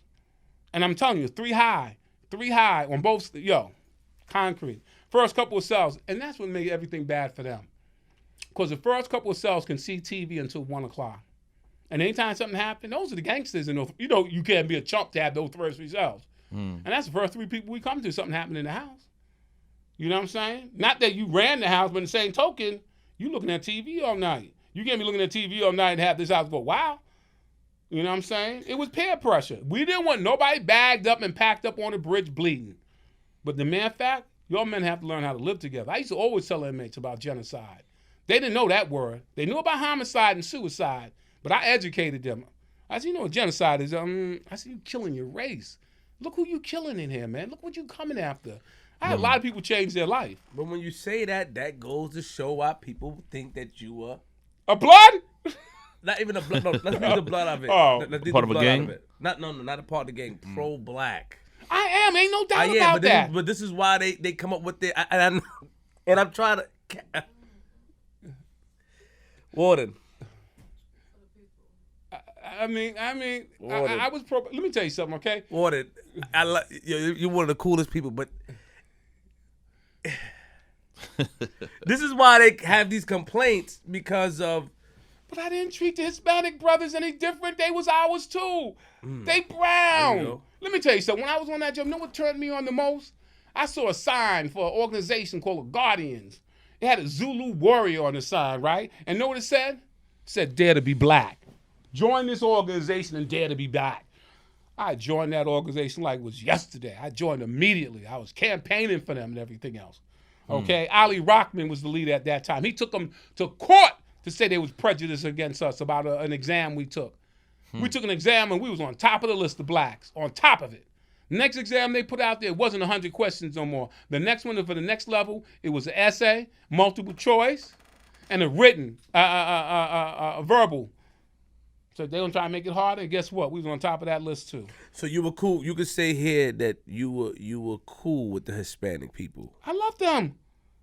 Right. I love them. They know I love them. They should know Bailey was straight with everybody. I had no animosity towards them. And the reason why I'm saying this because I told you that I was on the phone and this is what was said to me. No doubt. You know what I mean? So I wasn't there. And I'm not accusing you of this. You know what I mean? I'm not accusing you. This is all allegedly. I'm asking you a question. Some of them had animosity toward me for no good reason. Because I ran it by the numbers. You know what I'm saying? But even the black people, and I'm going to move on from this, but even, like I said, Kev and all them, like, yo, man, that's one thing about that motherfucker Bailey, man. He love his people. Why they said that? Why? Because they know I love everybody. I don't know why they shouldn't just say I love my black people like I was doing something grimy for them and not for no what else. I'm not going to take that tag. I did it for everybody. You know what I'm saying? Those Latin brothers knew I was straight. Respect. You know, they knew I was straight. They knew Bailey was all right. Who was the top, pardon me, G, who was the top criminals that you came across at HDM? Heavy hitters that you remember that you saw at HDM. We had some heavy hitters. I can't even, no, not just that. We had some heavy hitters in there, but, oh my God, I can't really call them by name like that. But if they can eat lobster on the gate in front of me, they pretty heavy hitter, you know?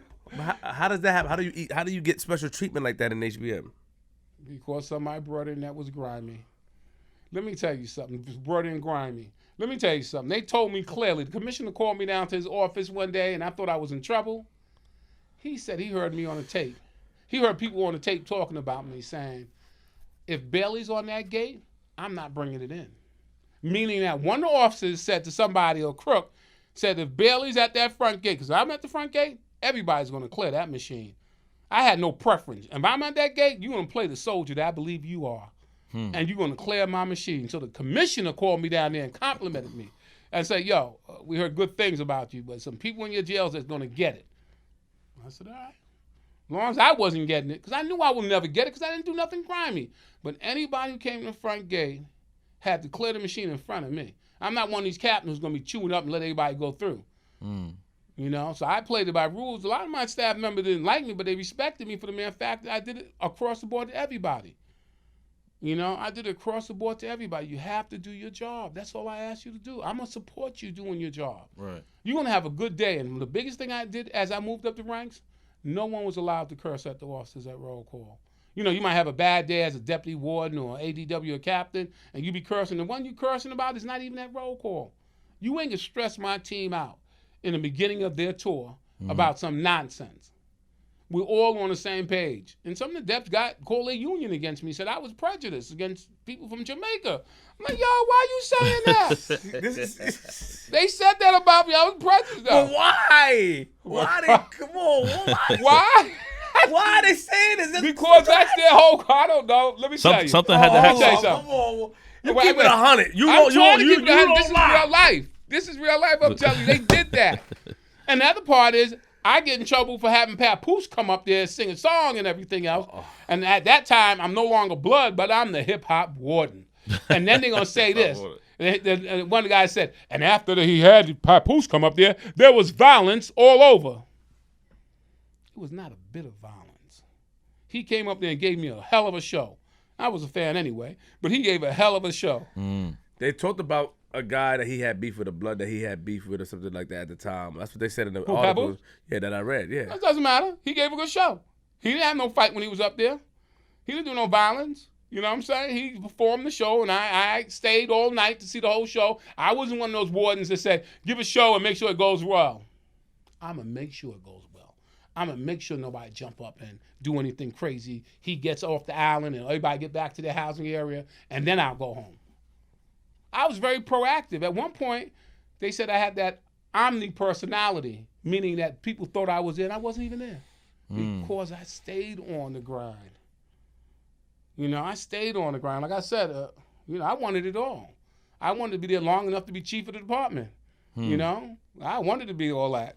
Who were some celebrities you came across while they were incarcerated? Oh, you know, the one who rapped the song about me, Lil Wayne. Rapped the song about you? He said some nonsense about some warden. I didn't take claim to that being me. What did he say? He said some sucker stuff about the warden, you know. Oh, but let me tell you, he's a clown. That guy was a clown. Oh, hold He up. was. Hold up. Yo. I hope you didn't think he was rocking in there. Wait, he said he was rocking in the joint? Stop playing. Look at me. He wasn't rocking nothing. You don't want to that way. No, he wasn't rocking. We changed the name for him. It was PC, and I'm not going to PC. All right, we changed the name. I can do that. I can say that. I was a warden at the time.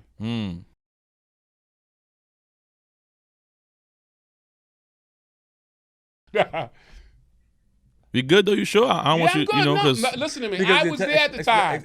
I'm gonna let you know because you know we had guests up here before that you know Said that, he was rocking? No. That said they were good about saying certain people's stories and names and stuff, and then the day after they call us to take the footage down. So I want to No, make I'm sure. not taking nothing out of what I'm saying. I'm telling the truth. All right, so I'm telling the truth. I lived this life. When I write my memoirs, it's going to be in that too.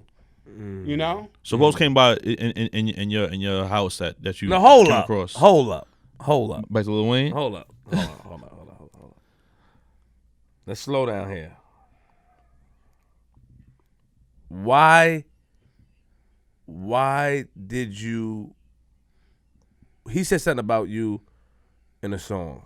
You ain't take claim to it. I'm not taking claim to what he said about that warden. Cool. Why you couldn't get along with him? I did. I had no beef with him. I made sure he went rules and regs. You know, I made sure his house was clear. I made sure none of the officers went visiting him. I did those numbers. But hold on, that's not true because they said that there was a rumor going around. Come on, Go ahead, bring it. Come on, Warden Bailey. No, we not Say doing it now. this. Bring it too. Let me hear you saying. That he some of the female wardens was not wardens. Female officers was He ran through some of them. I don't know about that. We do. No, I don't know about that. Hold on. Time out. Hold on. Mrs. Officer. No. I had a memo out. Listen to me. Hello. I had a memo out that said nobody can go visit him. We didn't get her a mic All in right? a second. No. You I had a gonna memo mic out her up in a that said second. nobody go visit him. Somebody violated that memo. Okay, They you didn't keep sleep with him or nothing. They violated the memo by just going to visit him, and I got rid of that officer. Fired Not him. transferred her. No firing. You can get transferred. You know, and that put the message out there. Okay, same thing when I went to Katrina. I went to Katrina with 87 officers. Okay, we took a bus down there. We went to the Katrina. Okay, and it was New Orleans. One officer got smart with somebody down there, and I'm in charge of all the officers. They was all over New Louisiana. I told her put her back on the truck and send her back to New York. They put her back on that truck, and nobody else gave me any problems. Knowing that I'm that kind of rules and regs. And in the same token, those individuals down there couldn't disrespect my staff either, because I pulled them out of those jails. We was doing you a favor coming down here, taking over the jails for you, establishing a communication center for you. We did a lot for them down there. And that's when they DOC lowered the ball at Times Square. I mean, I was the face of it, but we lowered the ball at Times Square. So who else did you see? You saw Lil Wayne. Maybe Lil Wayne, that's the biggest one I saw. Biggest one you saw? Ja Rule was up there? Huh?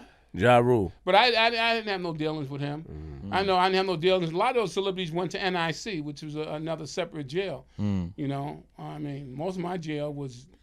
Lil Wayne has a Rikers Island, Song? journal. Oh, does he? Yeah, the Vulture. Yeah, I know he gave me good cool ups. I mean, you know, He disrespected me. He had to disrespect me. but you just. He said something about the warden. I I left that jail. He was still in there when I left. Maybe he's talking about the other warden. If he was talking about me, I don't care. I really don't care. You know what I'm saying? Let's move Because on. again, I remember I had to go through all that, being called the blood, being hip-hop warden. You know, I was labeled a lot of different things. You know what I'm saying? I don't know why, because I kept it 100 with these people. You know, all my staff loved me. You know what I'm saying? You the upper echelon, I don't know what they thought. And I wouldn't want to take their job by stabbing them in the back. I would never do nothing like that. I wanted to earn it. Let's talk about the HBM. Yeah, HBM yeah. first. The what? Describe it. What the whole HBM looked like. HDM. HDM. Oh, it's an old James Cagney movie. What does that Again, meaning that it had tiers, all right, that had a wheel that you had to wind, and you had to pop the cells open with these buttons and pull it back and lift it up. It was an old building. This building must have been built in 1955, if not older, if you can look it up. That was an old building. Did they ever That fix was it? a secure building because of the mere fact it was a tier level, but we never opened up the third tier unless it was overcrowding. All right, and then we put a gate up there for nobody won't be thrown off from the third tier. You know, but that was an old building, dilapidated too. At one point, had to put new windows in there. It was an ancient building. So throughout your career, right? Did you have any moments where something crazy happened that made you want to quit your job, like that same day? Anything crazy happened that and you went home that night and was like, "That's it, I can't do it no more." I love that job. You did. No, I never had a day I had that day like that. So nothing, like no threats came across your way, no kind of body. The Bloods put a threat out on me. I'm saying anything that made you want to quit that that day. Never. I loved that. I would have been in this job to this day. You know what I'm saying? I really did. I really enjoyed doing that job. You know, it was so much fun. And again, it was a different day every day on that job. And besides that, they gave me mega dollars to do it, $180. Shit, $180 to be the warden? I was loving it. I didn't think I'd ever make $180,000 in a year. And that's coming from the projects. I don't know. I was very enjoyable with that job. Let's be honest. Let's talk about honesty here. Since we're being honest, let's talk about the female officers or the male. Let's not say females. Let's talk about correction officers and inmates being involved. How did you deal with that situation when it came to you, to my desk? to your desk? Yeah. How did you deal with it? IG. Dirt get dirt. Yeah, what? I find out, we're good in IG. IG took care of that internal problem with anybody. What does IG mean? IG Inspector General. That was a cloth all by themselves. They did all investigations on corruption. Okay, and that's corruption, you know. So that's considered corruption. Most definitely. But hold Fraternizing on, like that? Hold on, Warden.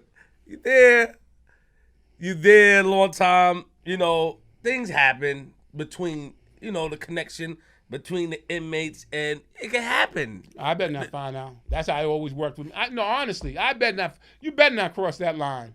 So You to can't cross that line. it's wrong. Totally wrong. Against what law? Oh, now it's a law against that. No one could consent who's a prisoner to sexual anything. No more consent. No, he can't consent. He's a prisoner. You'll get right on the register. Get your voice. You go right on the register. So now it's definitely a crime. But it was bad then too. Why? Let me tell you something. Wait, hold on. So you I love this. I'm Yo, telling I ain't gonna lie. Yo, I like you a lot. I'm telling you the truth. Wait, hold up.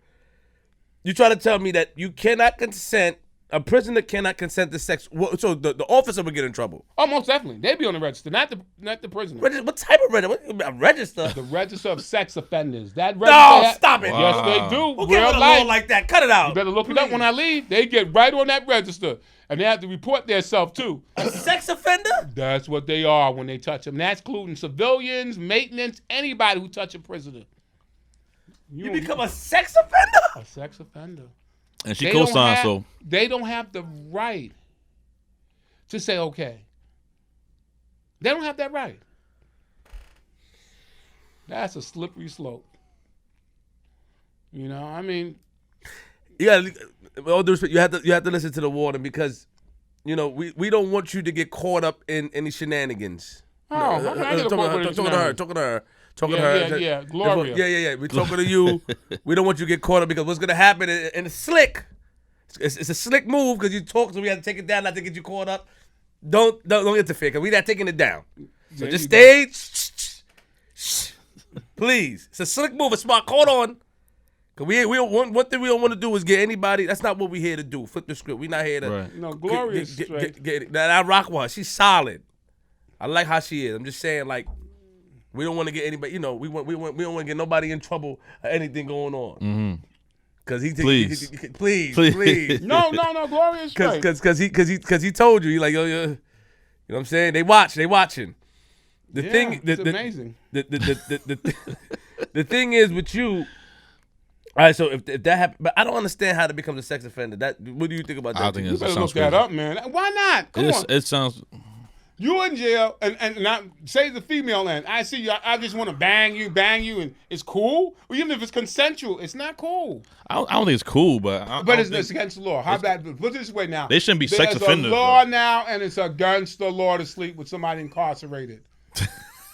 I don't think it should be sex offenders. I think it should be. It shouldn't go down though. It shouldn't go down. So No, how it you gonna should- stop it? I'm just saying And we're talking about the guys title shouldn't be that. It should just be they get in No, trouble. that's exactly what the title should be. Because when you came in there to fill up that vending machine with soda, it didn't say you can get some butt at the same time. You know what I'm saying? Fill up the soda machine and leave. And leave. He cool, man. I'm not cool. I'm telling you, it's across the line. I don't want you to think it's just officers. It's anybody. who One more comes up time. in that Say it meeting. one more time. One more time. I'm just telling You you. feel- He cool. You You're the cool. top ranking 50 You- No, I'm you- just telling you, to come up there to fill up the vending machine with soda, you can't get no butt to. You know what I'm saying? That's You fine. fill up the soda machine and leave, because when you leave and got butt, you're a sex offender. You're not allowed You don't, to but be you, on the but board. your That's personal fine. opinion, you don't think that's too extreme, or you? No, hell no. So it's not too extreme. That's you for totally appropriate. Because you know what happened? It jeopardized everything when you start doing that. Security of the building. Let me tell you something. It jeopardized everything. It jeopardized a lot. You can't let that happen. I think it's not safe though. I wouldn't mess with no inmates though. It don't. Oh, don't get that twisted either. Some of them are real pretty, okay? Stop that. I hear you, but you have it's, to have your it your ain't safe, morals. man. What are you talking about? Some of them Some of them are are pretty. the inmates. Yeah. Don't think every female inmate's a dog. No. You get some Hollywood celebrities walking through the gate. Some of them are beautiful. Some of them. Yeah, some of them got it. You know, don't get nothing wrong. You know, but no, you can't do it. So let's fast forward a little bit. So now, in the 90s, you watch these things go down. You read some stats to us Yes, sir. about the slashings and stuff. That's right. So your tactics or whatever you did worked. We did. The department did We. as a team. Worked. But why do you think that some of the department didn't like you? Because you said that earlier. Why you think? What did you do? You know what it is, too? And they told me clearly in my career, They told me a couple things in my career. First thing they told me, I have to stop dancing the way I dance at when we go to parties with the commission and everything else. They can't see me sweat, they said. I said, if I'm going to get promoted the way I'm dancing, I guess I won't get promoted. And the other part I always got is, why do you always smile a lot, man? Why you be smiling all the time? You know what I'm saying? I'm an easygoing guy. I'm happy. What do you mean why I'm smiling? Oh, they think you're a clown. They can think whatever they want. I'm getting things done. Okay, I smile all the time. I say good morning to everyone. To all inmates, I say good morning, and to my officers. Some of the commissioners didn't like me. Oh, she don't like how you say good morning to all the inmates. You don't like that. You still don't like how you call all your officers soldiers. Because I call all my officers soldiers. I didn't see gender, I told them. Because that girl or that female came to work with her hair done and her nails done, and there's an alarm, you better mess up your hair and put that helmet on. You better break those nails, which is only going to be a certain length anyway, to get done. Right. So I truly believe, I told him I never see gender. You're a soldier. So don't tell me that I should get this man to do something that you supposed to do too, that you get equal pay for, you know? And some of the women had more guts than some of the men sometimes, you know? You can't judge who's going to have the guts. So you have no idea why people they don't like you or didn't like Most of you? people like me, the majority, I think. Okay. I think most of them like me. I still have a good rapport. All inmates I get to see in the street greet me with love. That's Take true. us to their restaurants, tell us we can run up a tab, and I never run up a tab high. When they tell me we can parlay on their tab, I don't do nothing high, and then I'll leave a $30 tip. You know what I'm saying? We have men. I just went to a big affair for GMAC. Gangsters doing magnificent. I went there, I put all on my Facebook. I said from 2 block to the mayor's office. And I'm hanging out with all of them, you know, all the Bloods and everything else and all the gangsters. And everybody at that place said how they gave me love. I put them all on my Instagram page. He said that. You know, I gave them all love on my Instagram page. Some people don't understand, man. Why you be talking to them? Because I never believed your history was your destiny. I told them all that. What you did in the past, you can change in the future. You know? So they clearly knew where I felt about them. I was like, yo, we all can make it. And a lot of them did. You know, when that guy told me what he was doing in the community, he got violence down. He got a lot of weapons off the street. I told him I'll be at his affair every year now. You know? I know he is, yeah. Yeah, he's a good brother. He's doing his thing. That's who you need to interview. He's doing big things. Yeah, we're going to wait till next month. Yeah, please get him up here. You know what I'm saying? Let me ask you a question. Back in the days, they used to accuse the correction officers of being extremely rough to the inmates. What do you have to say about that? Abuse, extremely rough. You have one man killed himself. Rest in peace, Khalif Brower. What's his name, Brower? Yeah. You know what I mean? What do you got to say about the abuse? Because, you know, a lot of new people don't like Mayor de Blasio. You know what I mean? Because, he put some strict rules in there. But what do you got to say about the abuse back in the days? And then I want your opinion on the abuse. I didn't condone it. I never did. I never condoned it and everything else. And I clearly wasn't with it because at one point, my officers grabbed me and yelled to talk about sending this man out. And I hit the alarm. And when the team came, they thought it was inmate. I said, no, it's these officers. It's them you need to get. You know what I'm saying? I didn't play that. You got to explain that. I don't understand. Meaning this, you don't hold me as a supervisor while you bringing the inmate down and using force against him. You don't hold me. You never supposed to grab a supervisor, you know? Not me, and not no other supervisor. But when they grabbed me and they was still using force on that inmate, I hit my alarm and asked for assistance. And when they got down there, I said, it's not the inmate, it's these officers. They thought they was going to run me out that building. Oh, we don't play that here, Cap. You in the wrong building. I'm in the wrong building. He wanted all the officers to sign out. Sign out. I didn't play that. Like I said, they call me Mr. Softy all they want, you know, but I wasn't playing that. What I'd rather do is write them an infraction. What I'd rather do is get in their mind. Because these cats been beat up all their life. You ain't going to kill nobody as a CO. They've been beat up. They can take a pounding. But if you get in their mind, that's what I used to do. I used to tell them. You know, I used to clearly try to get in their mind. And I told get in their mind many different things. I used to stay behind when the search was all over and we finished searching. I used to lock myself in an empty cell just to hear the inmates talk. And the inmates say, they didn't find my weapon. I left it in the cookie box. And they said, I gave no puppy eye dog thing. And then I get on the radio, come on back down. So I went the extra yard of this, you know what I'm saying? Getting in their mind and saying like this, come on, you have to do the right thing. You never know where I'm around, you know what I'm saying? Right. I'm ear hustling all the time.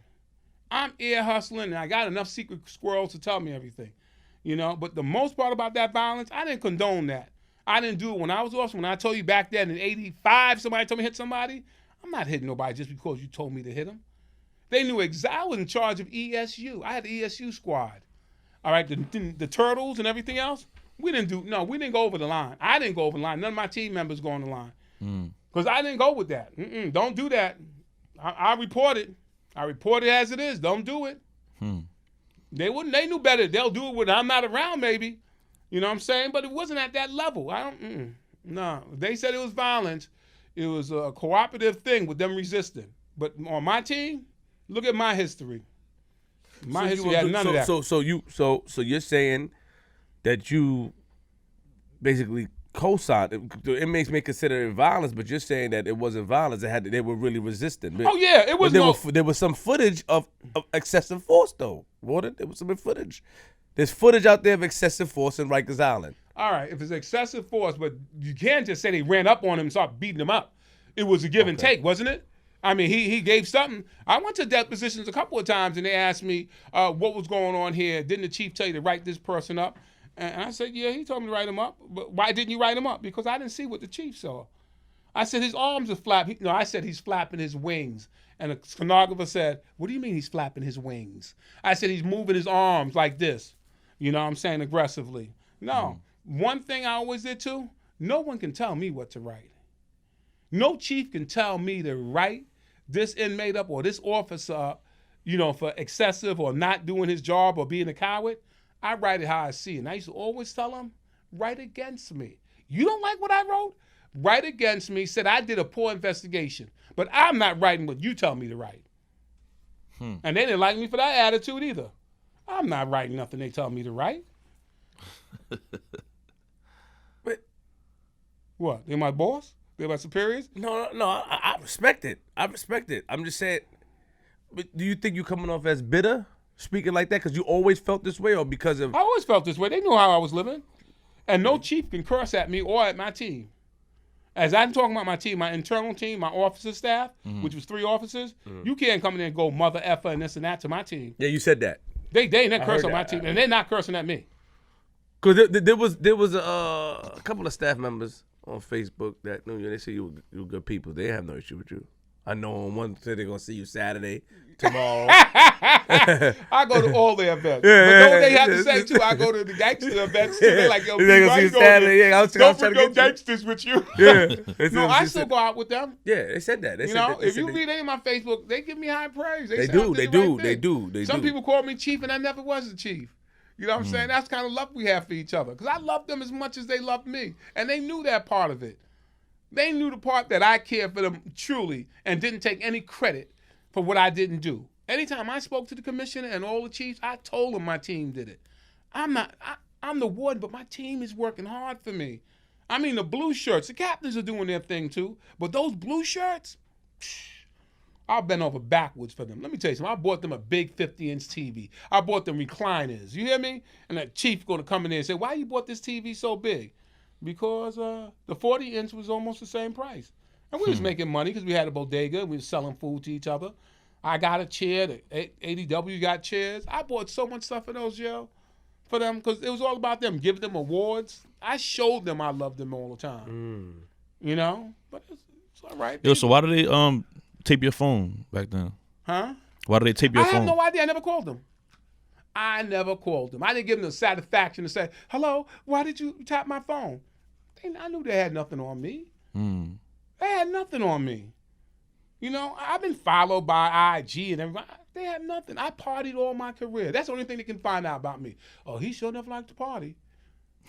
That's what I did my whole career. I danced and had a good time and lived life. Let me ask you a question.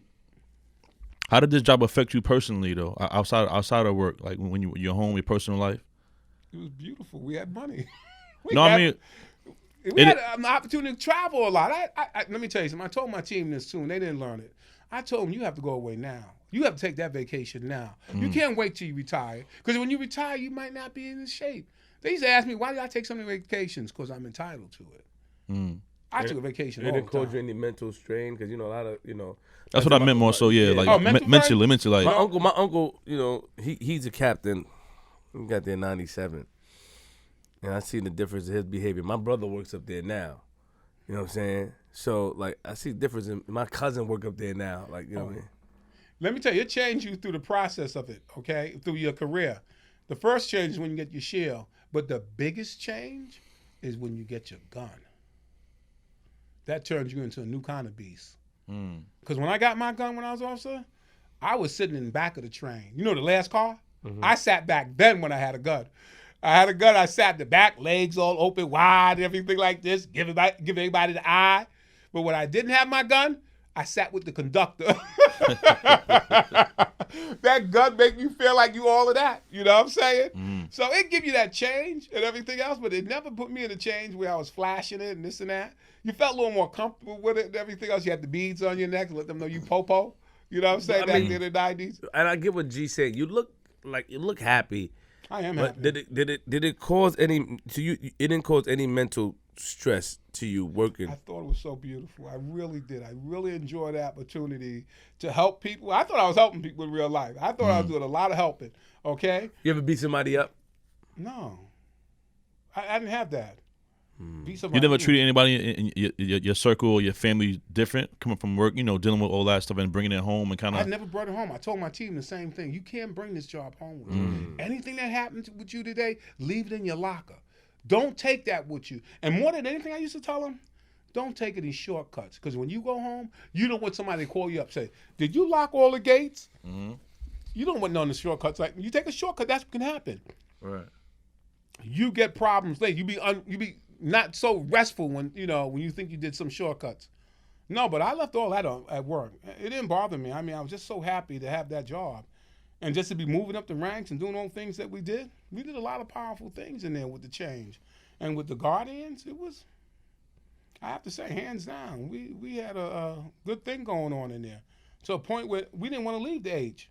You know, normally when you're a captain, you go to H, you stay there for 2 years, and then you get to any assignment that you want.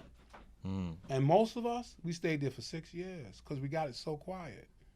The jail was so quiet. How many wardens are there? Back then, I have to say it was a lot. It was at least 15, 16 of us. You know, we had wardens that didn't have jails, but they had like SOD or the ESU. So name us the ranks. Oh, it's officer. You go right from officer to captain. After captain, you go to assistant deputy warden. After assistant deputy warden, you make deputy warden. And if you're lucky enough, you go from deputy warden to warden. Or you could be a DWIC, a deputy warden in command. I never was a DWIC. You make a deputy warden in command, you know. And after warden, you got an assistant chief, you know, and then you got a bureau chief, and then you got chief. Chief is the highest. Yeah. It's glorified for all those stars. It's a nice look. So we want to wrap it up soon. Did you get all this? Because you brought us some stuff here today. I'm gonna take. I came through. We got through most of it. Good. I wouldn't bring the other stuff in there with the wiretap and everything else. But when I ran home, I just got this one bag and I ran out the house with it. Yeah. You know. You are a man that that when I spoke to you, you know what I mean. I'm not gonna get into details, but seemed like to me, my opinion. You didn't like how the department treated you towards the end. Things grimy. And the reason why I say that is because I know in the comments what's going to be said. Right. So I'm not going to push. Right. You can address it however you want, and we can keep it moving. All right. But when I spoke to you, and this is the respect, because you came and you gave me your word, I gave you my word. Right. When I speak to you, it sounds like the department, you're not, like, after all the work you put in, the stats that you put up, the numbers you put up, this is what I got from talking to you privately. All right. You didn't feel like you were treated right towards the end. Right. Do you care to address that, or you want to just move on? I'll address some of it. It was a mere fact that during that time, and I felt fair because, again, I said most of the work was done by my staff. I mean, I was the leader, the commander at that time, but my record stood against a lot of other people. I heard. All right? And what happened was at one point I went to see the chief of the department and said, listen here, if you have no plans for me in the future, let me know. Because my cousin said you named a holiday after me. He said, what do you mean holiday? Yeah, Passover. You named the holiday Passover. Your Pass will be over a lot. And then at that point, the next thing I knew, I got promoted, to that next level of warden. And I went to a B warden, and I stayed there a B warden for 30 days. Then they promoted me again to A warden. So I felt like, yo, I'm on a fast track. That was happening for me, okay? And then that commissioner left. He got left with something happened, this and that. He left. New regime come in and this and that. And I wasn't really too cool with the union, COBA. I mean, they didn't really, I don't know why they didn't, the point where they could have helped me out. But, he didn't. It's that easy. But they were just after me. And finally, they got me involved with a woman I married. And I love with all my heart, They pressured her when I left, or they pressure her, to say something that, that we regret today, but it happened. And when they came and approached me with it and said, listen here, we got this claim that, you're in trouble and this and that, and if you get arrested, you're going to get demoted. And I clearly told them, I'll leave right now. That same day they told me that, I said, I'll leave. And everybody was shocked. You leave right now? I'll leave right now. Without getting arrested. I'll leave right now. And then they let me leave. And then like 3 weeks came by and I didn't get arrested. I said, did they trick me? I thought they tricked me at that point. But what was really grimy about it, remember I always had a company car. What was really grimy about it, when I did have to turn myself in, they had somebody follow me. Mm-hmm. But then they followed me because I had permission for a soldier to take me in to turn myself in. They followed us. And we didn't know we had a tail. Why do you think you got a tail on you? I already resigned 3 weeks ago. Now you got a tail on me? To see if I turn myself in? What's that shit about? And then they went after my man who drove me. And we had permission. We had permission from one of the chiefs to say, go ahead, do it. But some people are cowards. You know what I'm saying? And that chief didn't answer up. He didn't answer up, and I don't tell. I didn't say so-and-so said he can do it. We ate it. And that's what soldiers do. They eat it. I ate it for other chiefs too. But when he didn't stand up and say, yo, I gave him permission, what was the big deal? And then they tried to jerk him on his promotion. They went after him, but God is good. He surfaced to the top. But that was grimy, I thought. I thought, you following me after I already quit? You want to see what I'm going to do to turn myself in? But then again, we got acquitted. It was a sale record. I got my record back. But they kept me in court for months, letting everybody else go home who had dungarees on and flags hanging out. Oh, you're a high profile. Maybe I shouldn't come up here with a shirt and tie on no more. Maybe I should come up with some jeans on and some, and you might let me go sooner. But no, I went through the system with that bullshit, And again, that's what I felt bad about. You don't like me, so you'll come after me like this. I mean, you tap my phone, you couldn't get me that. So you go after somebody I love and pressure that person. Yes, you go after somebody I love, and then they all mad. Now I married her. So look at this, happy live ever after. I wish she was up here with me, let her know how much I love her, man. She's good people. We've been happy ever since. Like you said, I had 300 people there. More people wanted to come. They showed me, let me tell you, even when they did that to me, I got so much love. People offered me cars. People told me to get a lawyer for me. Yo, I had so much love. It was unbelievable.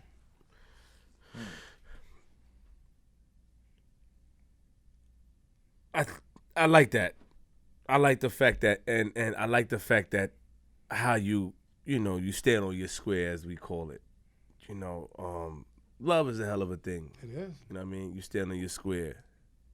You got acquitted. If they would have found you guilty, what were you facing? I would have been facing nothing. Because I was going to pay all I had to pay. My lawyer's going to tell me it costs $1,500 a day. I said, I'm going to trial. They tried to offer me one thing saying, I said, anything that had domestic violence on it, I'm not eating.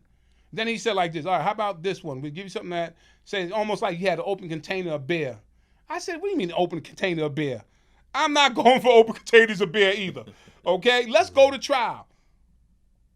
Come on, I think I should be able to stand. My record should stand up to this. Mm-hmm.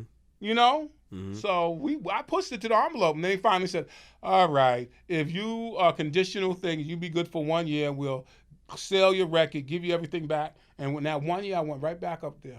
And in that 1 year, I said, they told me go downstairs and get the record. I said, can't we say this in open court?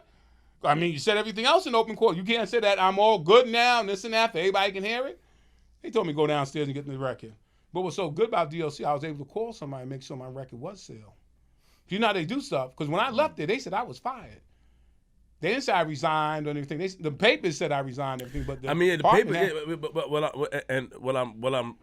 I don't know if you want me to, say it. What do you got? When I read it, it says you retired from DOC a day after his arrest. But you right. say, I wasn't arrested there. I retired before the arrest. You see, this is what the paper's saying. Yeah, the paper's saying he pleaded guilty Wednesday to disorderly conduct and received a conditional discharge.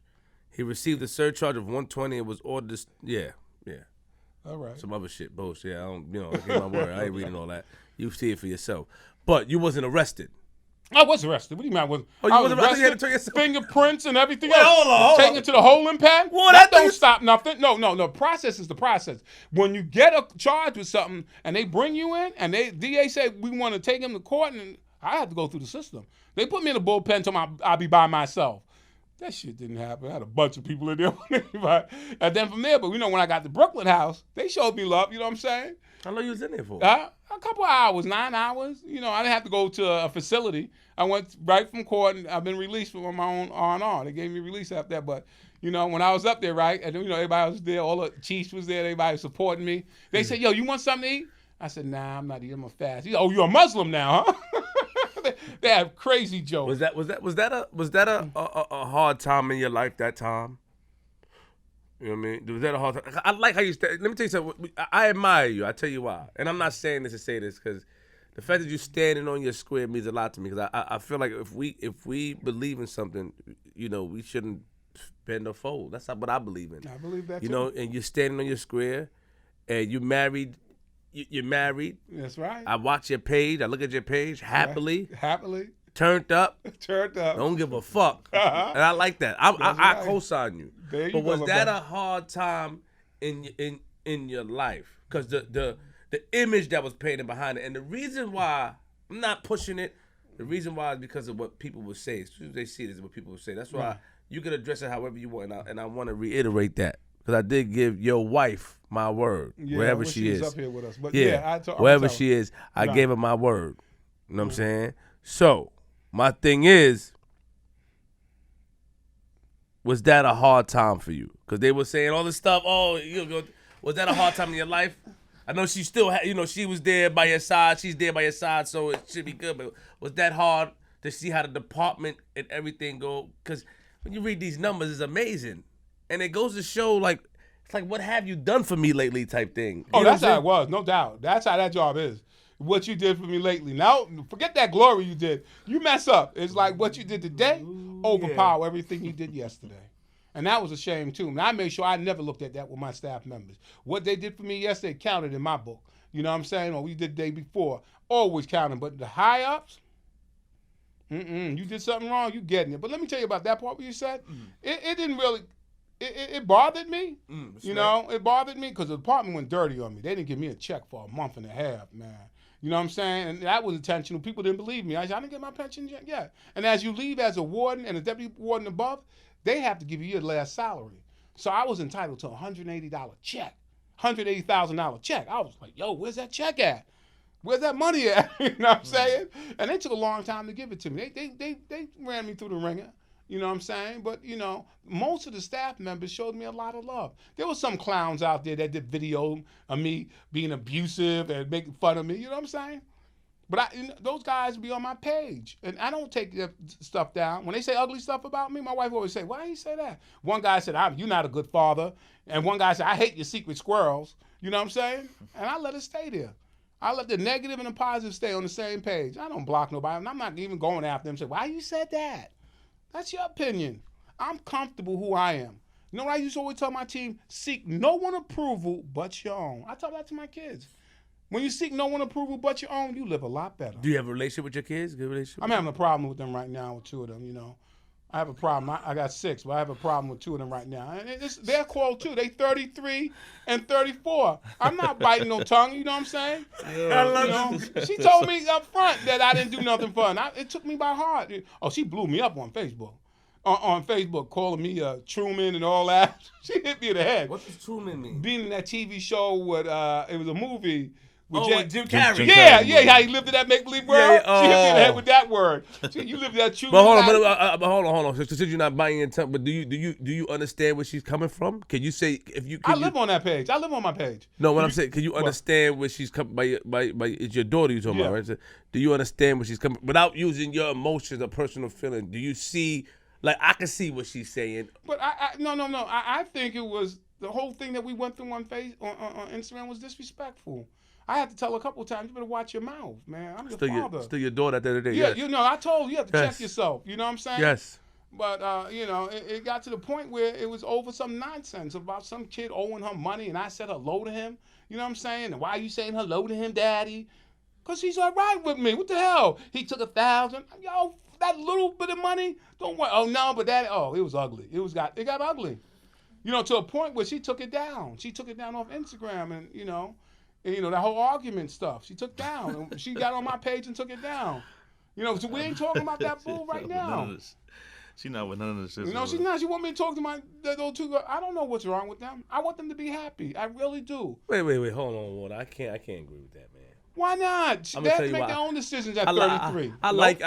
Is it because Mama Love was like that? Is it because your mom was more, and you said she cool, she smooth, meaning not insulting Mama Love. I'm just saying because, cool, because she was more like, she let you fend for yourself. That's how you look at it? They no, they didn't have to fend. My kids never had to fend for themselves. Their boyfriends tell them they spoiled. No, I know, I could tell they spoiled. But what I'm trying to say is that your reaction now is that it's like what? You grown. You're grown. You have to make your own decisions. If that's how you feel, fuck it. That's how you feel. Isn't that a little tough? That's what I'm asking. It is tough. No, it is tough. Tough love, because a lot of people believe in tough love. No, it's tough. I know about tough love. I want her to meet me on the same ground. I want her to meet me where it started. Tell me you took it down. You know what I mean? Just own up to what you did. I'm cool with it, but if you're going to give me the amnesia story, you know what I'm saying? You don't remember. Oh, because you don't remember what you did now?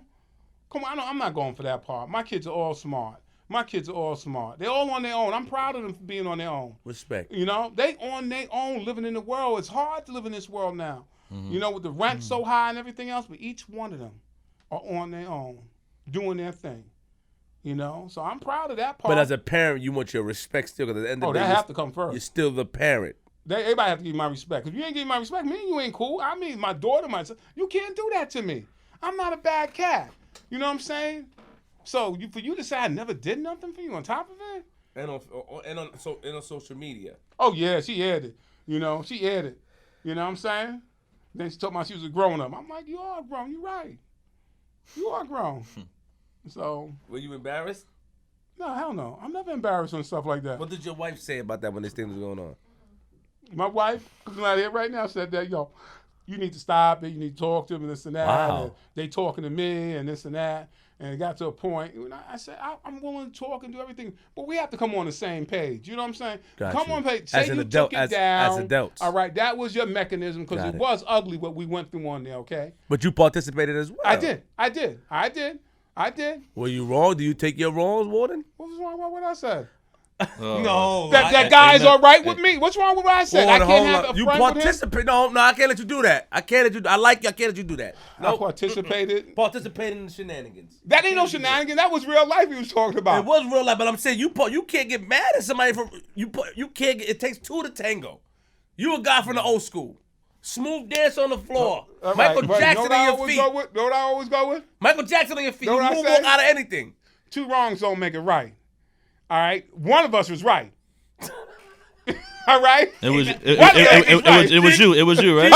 Hello. No, come on. He was right. Don't listen to me. I was right. The guy guy lost his father, his brother. Is that enough karma for him taking that money? He went through some hard times. Now he own a barbershop. And I bigged him up for being a black entrepreneur now. And she get offended? Because it's my page? How's she going to get offended with something I put on there? Did you know they had... Oh yeah, I know it. I intervened and I spoke up to this cat, but I'm not gonna try to beat $1,000 out of him. I think I gave her more than enough money to cover that. You know what I'm saying? I don't think it's more the principle though. I think that's you thought it was the principal that I can talk to him. I shouldn't talk to him. No, but it's more. It's like family. Go ahead, hold Yeah. I shouldn't talk to him. Wait. What's your answer to that? Yeah, I shouldn't say nothing to him because he did that $1,000 to my principle. daughter. Yeah, I think it's more the principle about it. That's how I feel. I don't think it's the money. We can't turn the other cheek. We can't forgive. He did wrong.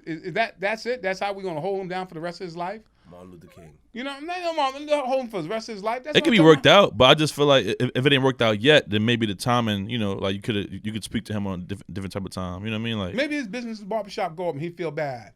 He said, let me give your daughter $1,000.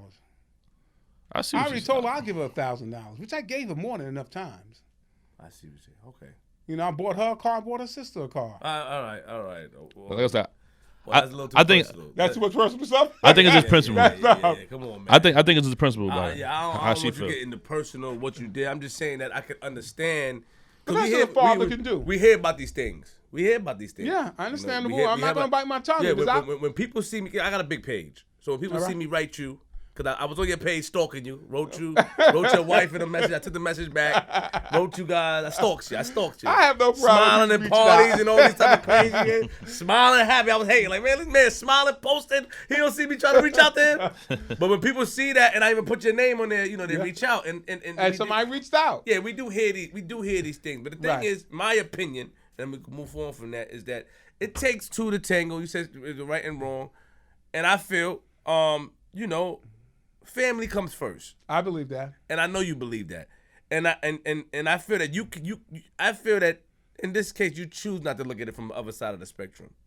I feel so. If you ask me my opinion, I feel you just is my opinion. I feel you just choose, but I do agree as far as not that big of a deal. Let it go. I agree with that, but from a lot of people, especially females, don't disrespect any females in this vicinity. They deal with emotions. They may look at things a little bit different from how you look at things. I agree. I can see, like, man, let that shit go, man. That shit ain't nothing. But you try to understand from both sides of the coin. Like, I get it. I get why you mad. Let's move on. And I also get what you're saying. Like, you got to at least come up and say, yo, I did this. I took it down. I did, like, there you address go. me as an Let adult. Let me hear that. Yeah, got it. And my wife told her that part, but it's the denial part that goes with it, too. Amnesia, you said. Amnesia. You call it the amnesia part. That's what it is, brother. And all right, so we're about to wrap it up. The thing is, like I said, when I spoke to you, man, it's like, the department disappointed you. That's how I got from it, when I spoke to you. But you don't you was bothered at all. No, it didn't stop the beat. It didn't stop me one beat. Please you know don't what I'm stop saying? me. But let me tell you, I bought all the stuff, too. I bought all the stars. I had my stars well in advance. I had the chief of department stars. I never got to use it. I had the other chief. I kept everything in my pocket. The next rank up. I carried it with me because I knew I would be wearing it. I knew I'd be wearing it. I'm like, all right, I'm going to wear this. You know what I'm saying? But it worked out that I just got one star. It's all right. It went well. Because let me tell you something. If that didn't happen at the time it happened, I wouldn't have been able to take care of my father those last 5 years. Because at that point, he really needed me. He fell down. He couldn't move. I had to change him. I had to put him in a gurney, put him in a wheelchair to get him to his appointments. So if that didn't happen, I wouldn't have been home. And, my people didn't step up. My brother who lived with me said, I'm not changing him. You know what I'm saying? I'm not changing him. I'll help him with food and everything. But, no, that fell all on me. So if that didn't happen, I still had my career. It would have been a really big conflict. So I thought it happened for a reason. I was able to take care of my father for the last 5 years of his life. How do you feel about the rules now, Mayor de Blasio and the stuff? Because a lot of people, my brother said he works up there. A lot of people, correction officers don't like de Blasio. I don't know why. Why wouldn't it? Why stop? Yo, come on. I don't know what he's doing to them. I've been out the agency 8 years. What have you been doing to them? I don't know. I mean, for one, they don't have a big population. For two, he said they don't like it feeding. Because I guess a lot of the inmates have a lot more rules now, laws now. All right. Protection. You know what it is? Some of those things needed to be changed. I don't think none of that. No, honestly, I was against a lot of that stuff. Come on, how you put somebody in a Bing for a year in isolation? How their mind going to develop? I'm not. I can say that. I didn't believe. No, I'm glad they did that. I'm glad. Come on, you shouldn't incarcerate. I mean, incarcerate is one thing, but then lock them down for 23 hours out the day? Because like you said, that guy went crazy over that. You know what I'm saying? And killed himself. Khalid, whatever. You know, no, honestly, that's too much for any man. Think about it. You know, that's too much for a whole year in there. I don't know how they even do jail time. You know what I'm saying? But to be in there, because I used to tell everybody, I used to go to organizations and tell them, if you don't take a nap at 2 o'clock, don't come to jail. Because you want to take a nap when count change. You know what I'm saying? You'll be laying in your bed. And if you don't go to bed at 11 o'clock, don't come to jail because you're going to bed at 11. If you ain't sleeping, you in your cell. You know what I'm saying? So those are the environments things. But to be in punitive segregation, I think I have to give them the rights for that. You know what they might be upset with? Maybe the bail situation. Remember they say they're going to lower the bail and make sure they don't be in there for $700 for 2 years because you can't make a $700 bail? Come on, man. And who is it to? Who is it? Who they doing that to? Hello? Us. They doing it to the brothers, the Hispanic brothers. It's us. That's right. Power to the people. Power to the people. Let them out. Gloria. You know, power to the people. You know, so if they mad at him for that, ain't no big reason. But you have no problem with him. You've been out for 8 years. You had no problem with him. Got no problem. And you retired. You got your pension and everything. Yes, everything is good. Well, Social it's a blessing, Security man. too. Right. Social Security. Okay, let's say that.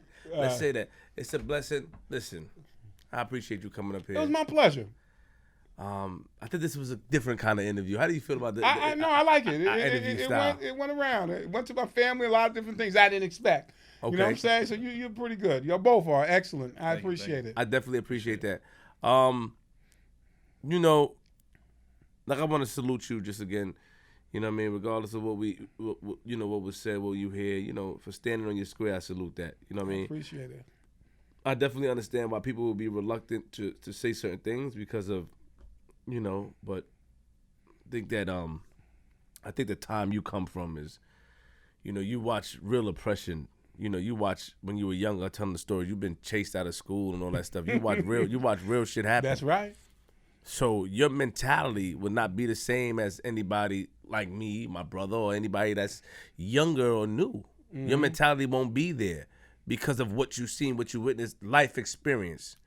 They say that you don't know where you're going if you don't know where you come from. True. And I feel like you know where you come from. You live by the principles, and regardless of what people say, you answered it the best way you can, and I respect it. I do appreciate G-Money, it. how you feel about this, G-Money? Nah, definitely. Him standing on his squares, that's definitely, I feel like, his motto. You know what I'm saying? I think he lives by that. Yeah. You know what I'm saying? You can borrow that. Stand on your square. You can borrow yes, that from me. Most definitely. Stand on your square. That's right. But we'll sign out, man. Tell us, tell people, if you want them to find you, where to find you at. Or you don't have to tell them where to find you, but just, give us something in closing. Shout out who you want to shout out, your wife, your family. No, my wife is number one. I love her with all my heart. I'm glad we went through what we went through to make us a better couple.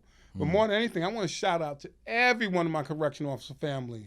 You know what I'm saying? They did their thing in those years, okay? They went through the dark ages where all these new officers can relax for all the changes we did. They ain't having 150 slashings no more. You know what I'm saying? Talk, Bailey! They doing their thing. I really love my team. That's what I have to say. I love that team, And I had good leaders in front of me, They showed me the way. And one of them, Chief Dash, he was excellent. He was a humble brother. He was a humble, well-respected brother. You know what I'm saying? One of those brothers that was good enough to be a warden, to go around the Brooklyn house picking up garbage. He didn't think he was above anything. He went around there going to houses getting raises out. He was a man among men. You know what I'm saying? He kept his square, too. He kept it real for his whole career, What was his name? Dash? Dash. Respect. Big man. What happened here? Oh, that was outside the job. They didn't slash me. I had a sinus issue. Like I said, I got punched twice with no slashing or stabbing, I'm happy to say. But, I kept my wit about myself. I never let my guards down. They took over a block when I was in there with some other supervisors. I saw it going down. I don't know why they didn't see it. They was going to go in their cells, getting weapons out and everything. Wait, hold on. And I slid out. No, Bailey. Why are you choosing to say this now? No, I'm just telling you what happened. I slid. You have to keep your wit. That's all I ever did in my career. So what do you mean you saw it happen? Why you ain't stop it then? I can't stop it. I just got to the gate. You know what I'm saying? To get some help. You know what I'm saying? So they went. So. But we had a good person behind that gate too, which was Carrie. He diffused the whole situation. You know what I'm saying? But these cats was not accepting our authority. You know what I'm saying? I'm looking at them like, yo, you don't see these cats going in their cell getting jackets on and weapons? You know what I'm saying? I'm going to make a long alert. Wake the hell up. Follow me. What happened that day? Real quick. Of course, they. What was going on with the inmates? What happened that day? Bring us back to that day. That day, they had a disturbance in the block, and we were telling everybody they had to lock in, and they were saying no. They were saying no, and the cells was open, so they went in there and back and forth. But the bottom line, most of these incidents never was called in as a hostage situation. Carrie squashed it. You know what I'm saying? He got the inmates to calm down. Nobody got stabbed and this and that. So but the bottom line is... the officers were on one side and the inmates were on one side? No, all the officers and all the white shirts was on one side, all of us. When something happened, we all come and respond. 6 captains, ADW, and this and that. Thinking, showing the force, support, and everything else. But there's so much support you can do without you looking around to see what's going on around. You know what I'm saying? And how did he calm it down? Oh, he was a very diplomatic individual. It wasn't necessary all this. You need to calm down. And what I always believe, we're always going to win. We're the house. You can get us right now for this moment, but at the end of the moment, it's our day. But he talked them out of it and got everybody out. One captain freaked out, because of the situation. You know what I'm saying? Anybody got hurt that day? Nobody got hurt that day. He saved the day. Shout out to Carrie. Clearly saved the day. Shout out to him. But that's how life is, man. I had attempted robbery on me a couple of times, and I knew it was a robbery when the guy asked for a cigarette and then what time it was. And I was on Van Sicklen going to the number 2 train. As soon as I saw him reach for the gun, he started shooting at me. But that's having your wit. You know what I'm saying? You have to be alert about everything. But Warden, you saw what was going on. Did you warn anybody? Like, yo, I think. Oh, ain't nothing to warn. What do I help her? Let's go to getting weapons? No, you don't say it like that. You go to the gate and get more troops. I'm not. What? Why they didn't see it? That's my question. Well, you can't do you. Hey, stop that. They should have saw what I saw. Okay.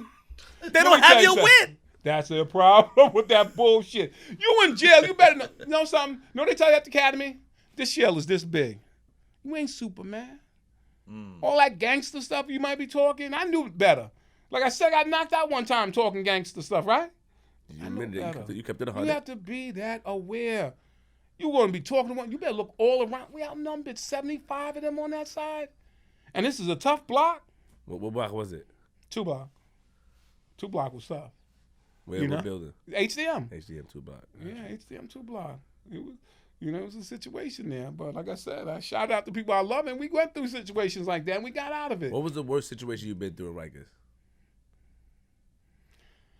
I guess the worst thing was a hostage situation where they had another inmate.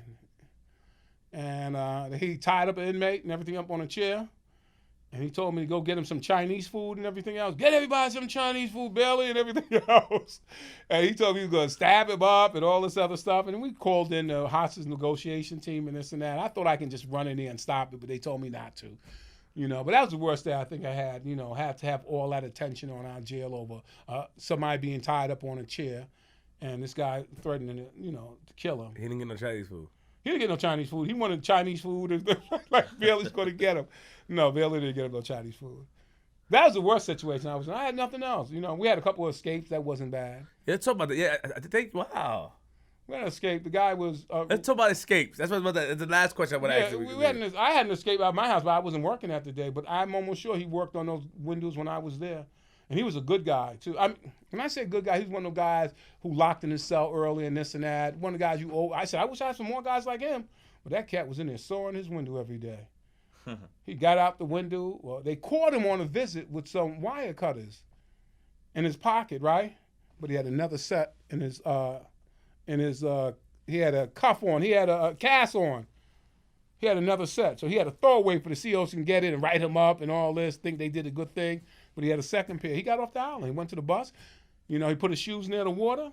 He went to the bus and got on the 101 and left the island. Wow. I was like, wow. They caught him? Yeah, they caught him. One guy got away we never caught, but they caught him. Whoa, hold up. Let's. He got away. He left. He had a bigger plan. How many people escaped Rikers Island before? The biggest one was those guys from Liberation Army, from NIC. He escaped. He had no arm. He had no hands. How'd that happen? He had no hands. How you get that way? You know what I'm saying? Liberation Army. He escaped. He got off the island, too. Okay. I can't tell you how that one happened. So the one with the window, he got out. How did he climb down the window? For one, the window's supposed to have a bar in it that's supposed to turn when somebody try to cut it. But with age, it sat in place. You know what I'm saying? Petrified, and he was able to cut it. And he slid out a real small hole. But they said if you can get your head through a place, your whole body supposed to come next. If you can get your head through a window, your whole body supposed to come right after He that. slid down. Like, how did he slide down? He had rope. He tied the rope and everything else. He had a window knob. He brung down the barbed wire fence because all our fences got that sensor to it.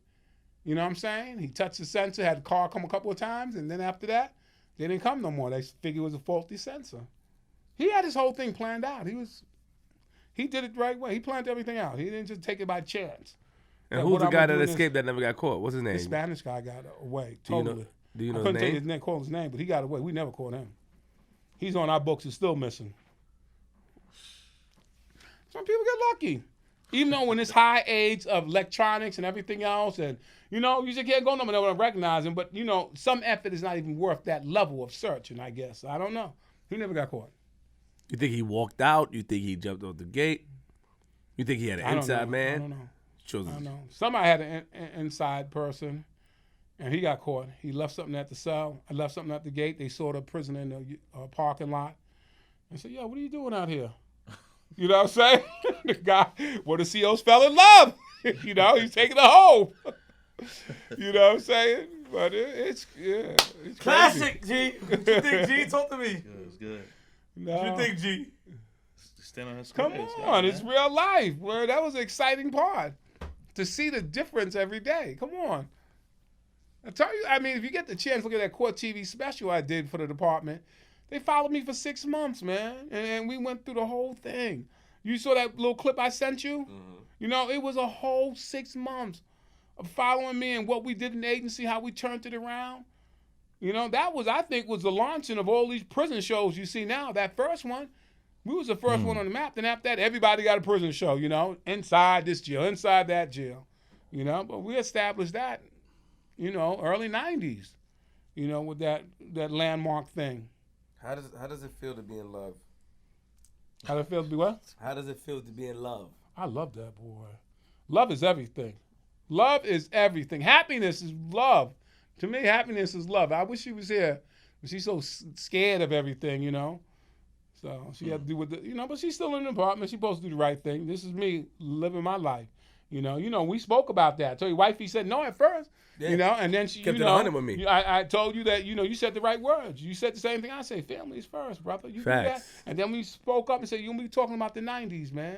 We don't have to hear all that bullshit that went on after that. Yeah, I don't care about that. You kept it real. You kept it on your square. But what it was is that when I put see, I didn't know about that. Mm-hmm. I'm going to say this. I didn't know nothing about that. I was care about the 90s and blood. It's not until I put your name out, and then that's when, like, yo, look at, I'm like, but I still ain't care. And I told you that. I'm like, okay. Right. And I don't care about that water. I want to talk about the 90s, I'm not man. ashamed of nothing. I want to talk about, yeah, you're not. I'm not ashamed of it. Nope. Let's wrap it up. All right, my brother. I appreciate it. Billy, hold on. Don't leave yet. Don't leave yet. All right, I'm not moving. We're going to sign out. Sign out. Classic episode. I think people in the comments are gonna get the Denzel vibe from him. I get the Denzel vibe. You heard it before or no? Your first time hearing that? I think the voice is something. I heard Barry White. Barry White. And who was the other one? But back then they thought I had a Jerry curl. I had curly hair back then. It was natural. Yo. He said, yo, Jerry curl. I said, yo, why you doing that? Classic episode though. Appreciate you coming out to the show, man. At DJ G Money 156 on the Instagram every Thursday, Tipsy Thursdays. We was there last night. Crazy comedy show last night. Shout out to Joe's show. Shout out to Omar the comedian. Shout out to Danny Deuces. She came through. Flyboy Chris. It was a good time. It was a good time. This camera's off, so you guys won't be able to see us. Cool. The battery died. Nice. I enjoyed this episode, man. I think that shout out to Miss Gloria. Shout out to Mr. Bailey. Facts. Shout out to everybody in the building, in the vicinity. We made it happen. I'm glad we did. And I'm happy that he came up here. And I'm definitely happy I got to meet you. And everybody talked about you, and I think that you're dope, man. And you kept your word, I kept mine. Yes, you did. I definitely would like to take pictures, for the episode to put, Yeah, by all means. Please, you know what I mean. But other than that, man, it's Queenzflip. URLTV.tv. We here. The camera's off because it ran out the battery. So but you want to turn this one? Yeah, on? no. We good. Listen, man. What can I say? We out here moving. We're doing great numbers. It's a fact. Flip the Script podcast doing great numbers. My man G Money's waiting till next month. That's his goal. Remember, lock your doors, close your windows, close your gates, open your blinds, and if you see a man like Bailey on your lawn, don't use a firearm. Nah, let him in Let me in. and have a conversation with him. I'm from There you Queens. go.